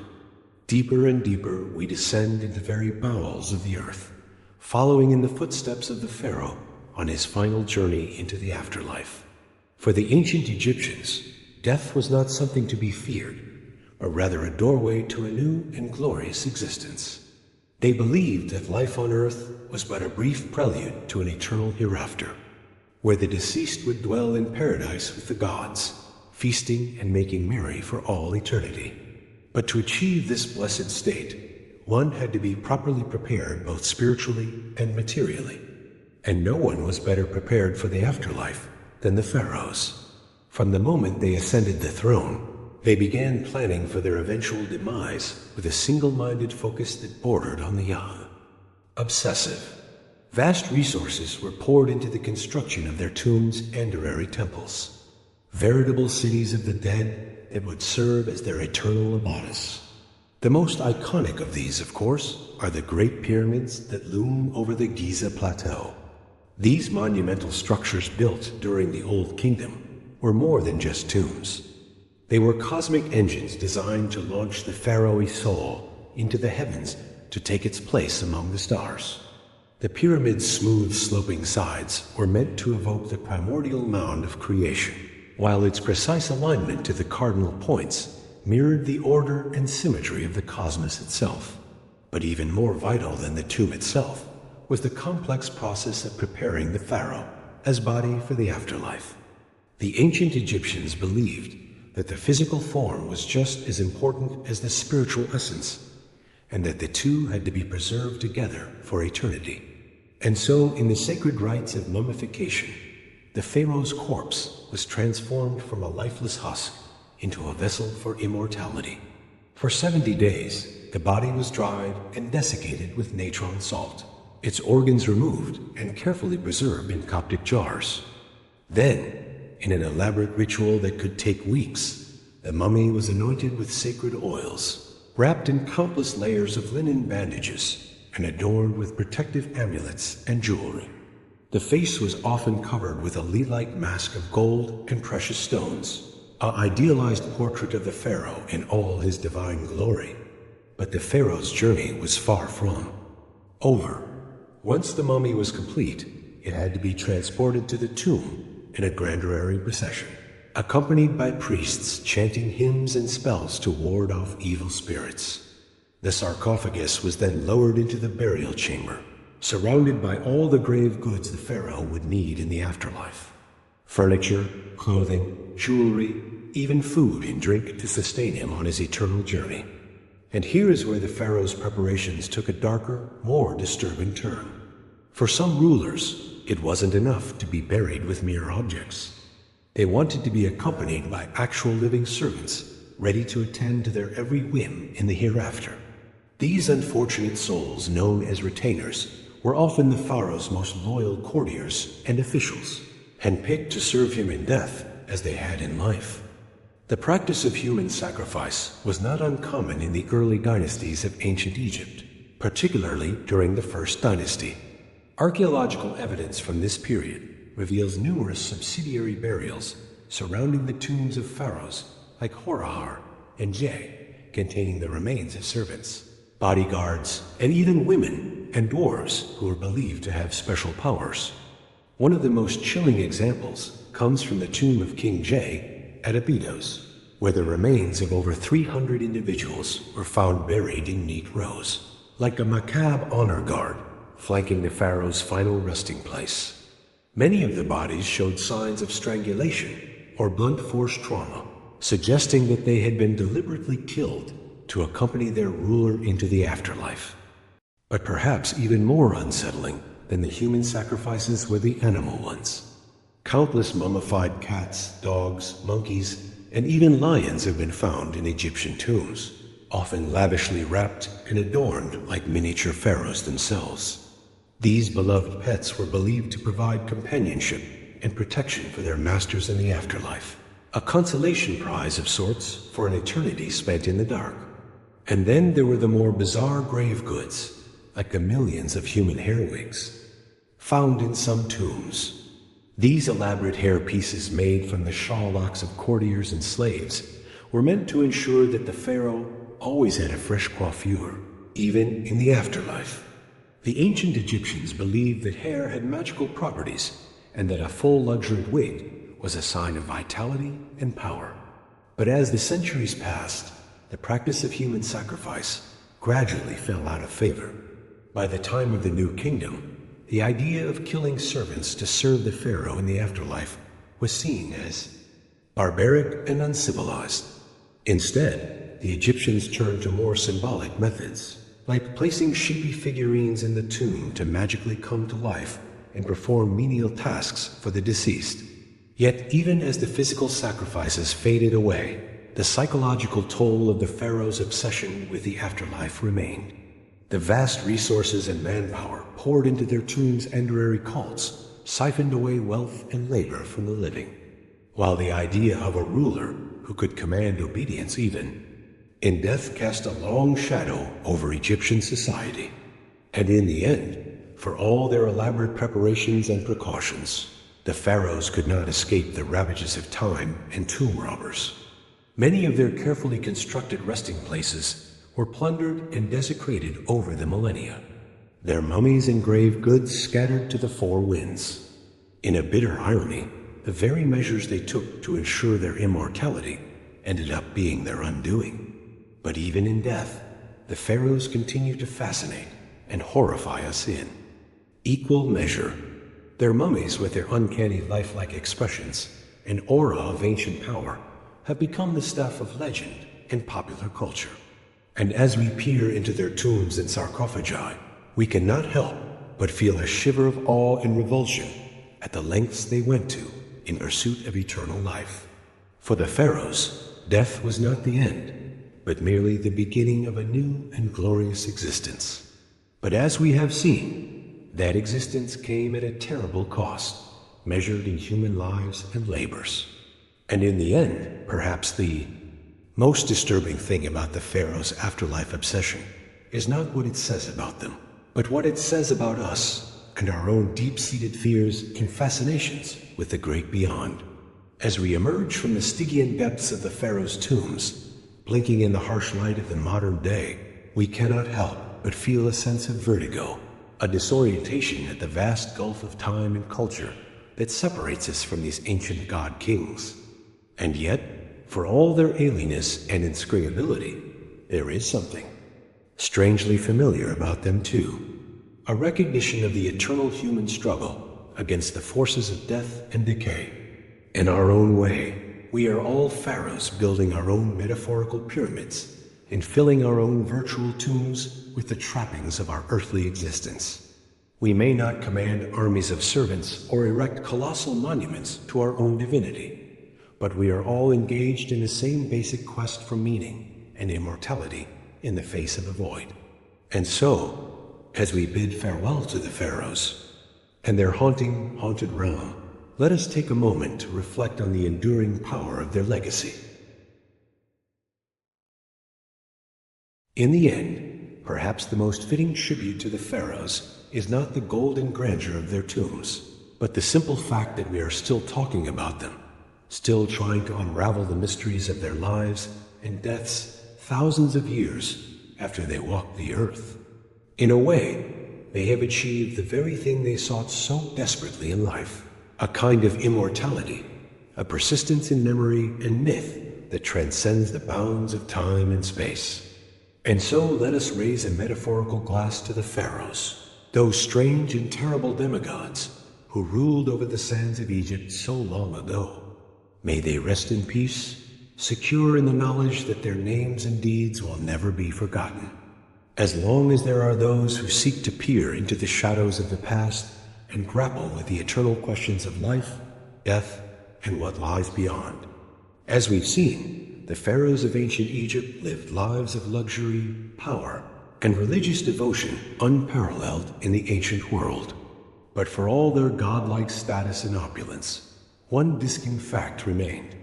Even the great pharaohs could not escape the inevitability of death, and it was their incessant preparations for the afterlife that would come to dominate much of their time, resources, and labor during their reigns.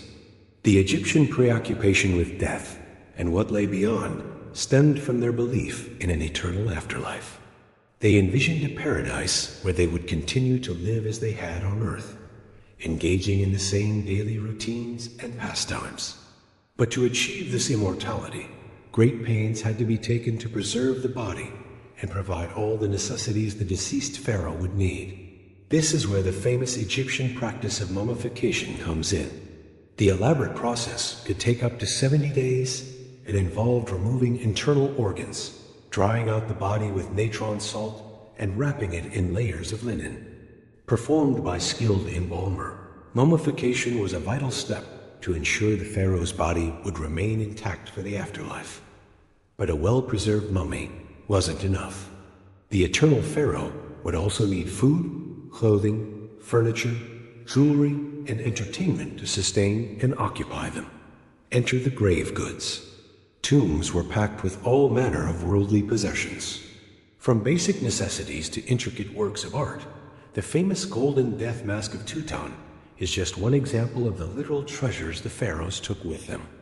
Even more important than the mummy and grave goods, however, was the tomb itself. The ancient Egyptians believed that to enter the afterlife, the pharaoh's spirit had to have a place to return to and recognize as home. This is why they expended such effort to create indestructible, impenetrable tombs filled with everything the deceased would need. We've marveled at the pyramids of Giza, but they are only the beginning when it comes to the pharaonic obsession with monumental tomb building.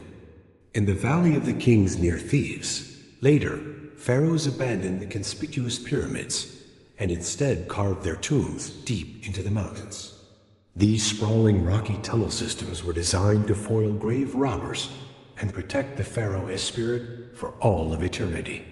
Some pharaohs, though, took their quest for a secure and luxurious afterlife to even greater and more disturbing extremes. The tomb of King J from the First Dynasty was found to contain the remains of 318 men and women who had apparently been sacrificed upon his death. These retainer sacrifices were a grim practice where servants, officials, and possibly even family members gave their lives to continue serving the pharaoh in the afterlife. Thankfully, by the time of the New Kingdom, human sacrifice for the pharaoh's afterlife had fallen out of practice. But that didn't stop some from making other bizarre arrangements. Amenhotep II was found buried with millions of human hair wigs, while Ramses II was interred with his beloved pet cat. Even in death, it seems the pharaohs were loath to give up the extravagant trappings of their divine earthly existence. Of course, for all their painstaking plans and precautions, many pharaonic tombs were looted over the centuries. The fabulous treasures of Tutankhamun's tomb only survived because it was lost and forgotten. But that doesn't take away from the fascinating and, yes, disturbing lengths the pharaohs went to in their quest to cheat death and ensure their immortality. Their tombs, mummies, and the priceless relics interred with them have given us an unparalleled glimpse into one of history's most captivating and enduring cultures. And the mummies of the mighty pharaohs are still yielding their secrets today, thanks to modern archaeological science. CT scans and DNA tester are allowing us to virtually unwrap these ancient kings and queens and peer into their lives and lineages like never before. In a way, then the pharaohs did succeed in securing their immortality, if not quite in the way they intended. Their mortal remains and belongings continue to enthrall and educate us thousands of years later. And as we unravel more mysteries of their world, we come that much closer to understanding the lives and minds of these legendary rulers who held sway over the Nile and still command our imaginations today. But no study of the pharaohs would be complete without also acknowledging some of the most famous and infamous individuals to wear the double crown of Upper and Lower Egypt. Legendary names like Ramses the Great, the indomitable Hatshepsut, the sun-worshipping iconoclast Akhenaten, and the bewitching Cleopatra still conjure vivid images and have come to define our popular conceptions of Egyptian royalty. Ramses II, or Ramses the Great, was a king of the 19th dynasty and one of Egypt's most celebrated builders. Reigning for an astonishing 66 years, Ramses left his mark on nearly every ancient Egyptian site, still standing from Luxor to Abu Simbel. His mummy reveals a man of regal bearing, strong features, and flaming red hair, and he is believed to have fathered over 100 children in his time. Now that's a kingly legacy. And speaking of a royal family tree, one cannot forget the 18th dynasty pharaoh Akhenaten and his legendary wife Nefertiti. Coming to power around 1353 BC, Akhenaten rocked the very foundations of Egyptian society by rejecting the traditional pantheon of gods to institute a monotheistic cult of the sun disk A10.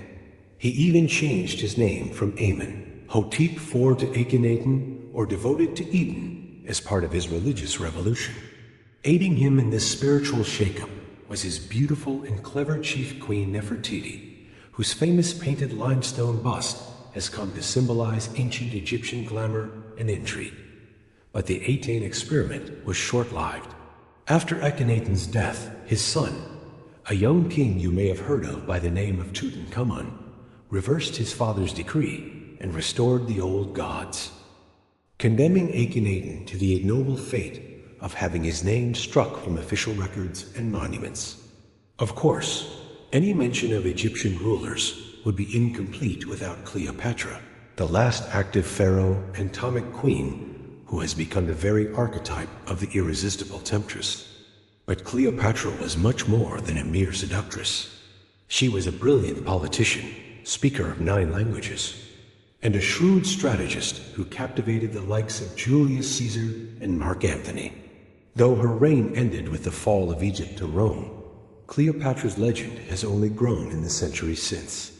These towering figures are just a sampling of the remarkable personalities that make up the saga of ancient Egypt's god, kings, and queens. Each of their lives contains enough drama, intrigue, and color to fill volumes. But they all embodied in one way or another the fascinating paradox of the pharaoh, a mortal who would be God with one foot in the earthly realm and the other in eternity. It's this captivating duality, as well as the haunting remnants of their glittering world, that continue to enthrall us and draw us back to ancient Egypt time and again. The mighty pharaohs reigned over a sophisticated civilization for some 3,000 years, shaping our notions of absolute power and leaving behind some of the most formidable monuments ever constructed. But in the end, like all of us, they too were mortal, and no amount of gold or godhood could shield them from the fate that awaits us all.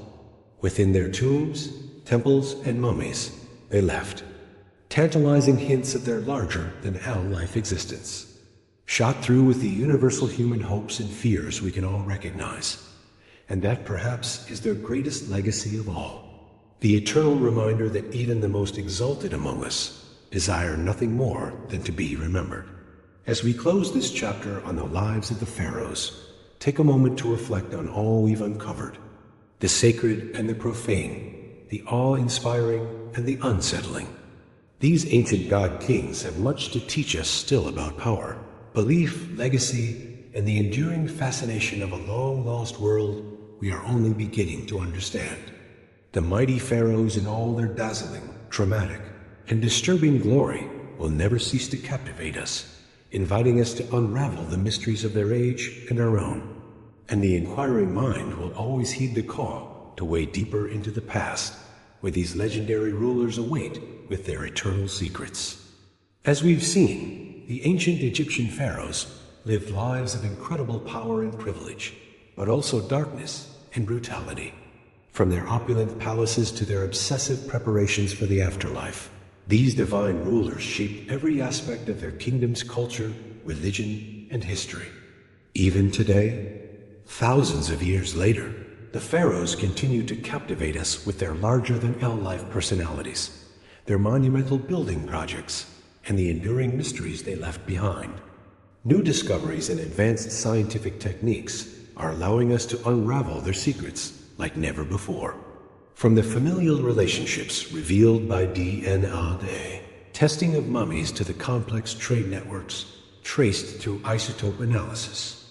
Yet, the more we learn about the pharaohs, the more we realize how much we still don't know. What was the true nature of their relationships with their queens and children?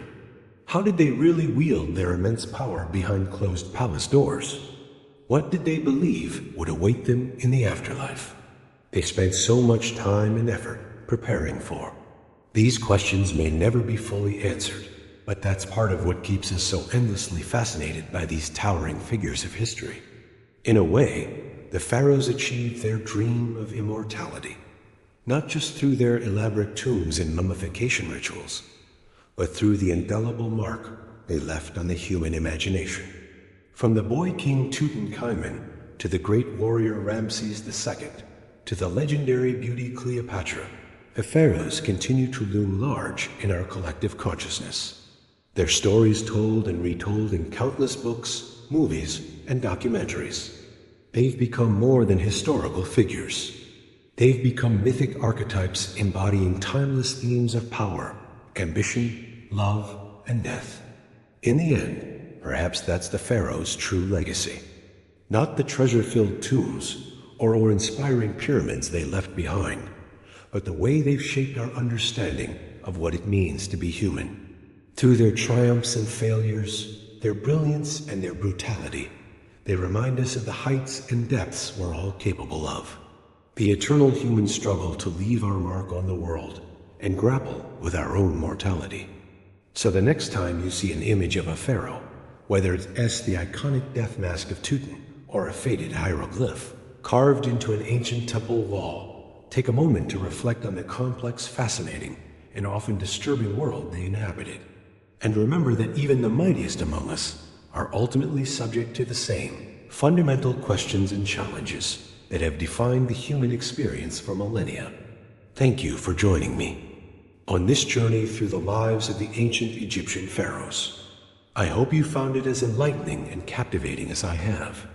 If you enjoyed this video, please consider leaving a like and subscribing to the channel for more deep dives into the most fascinating chapters of human history.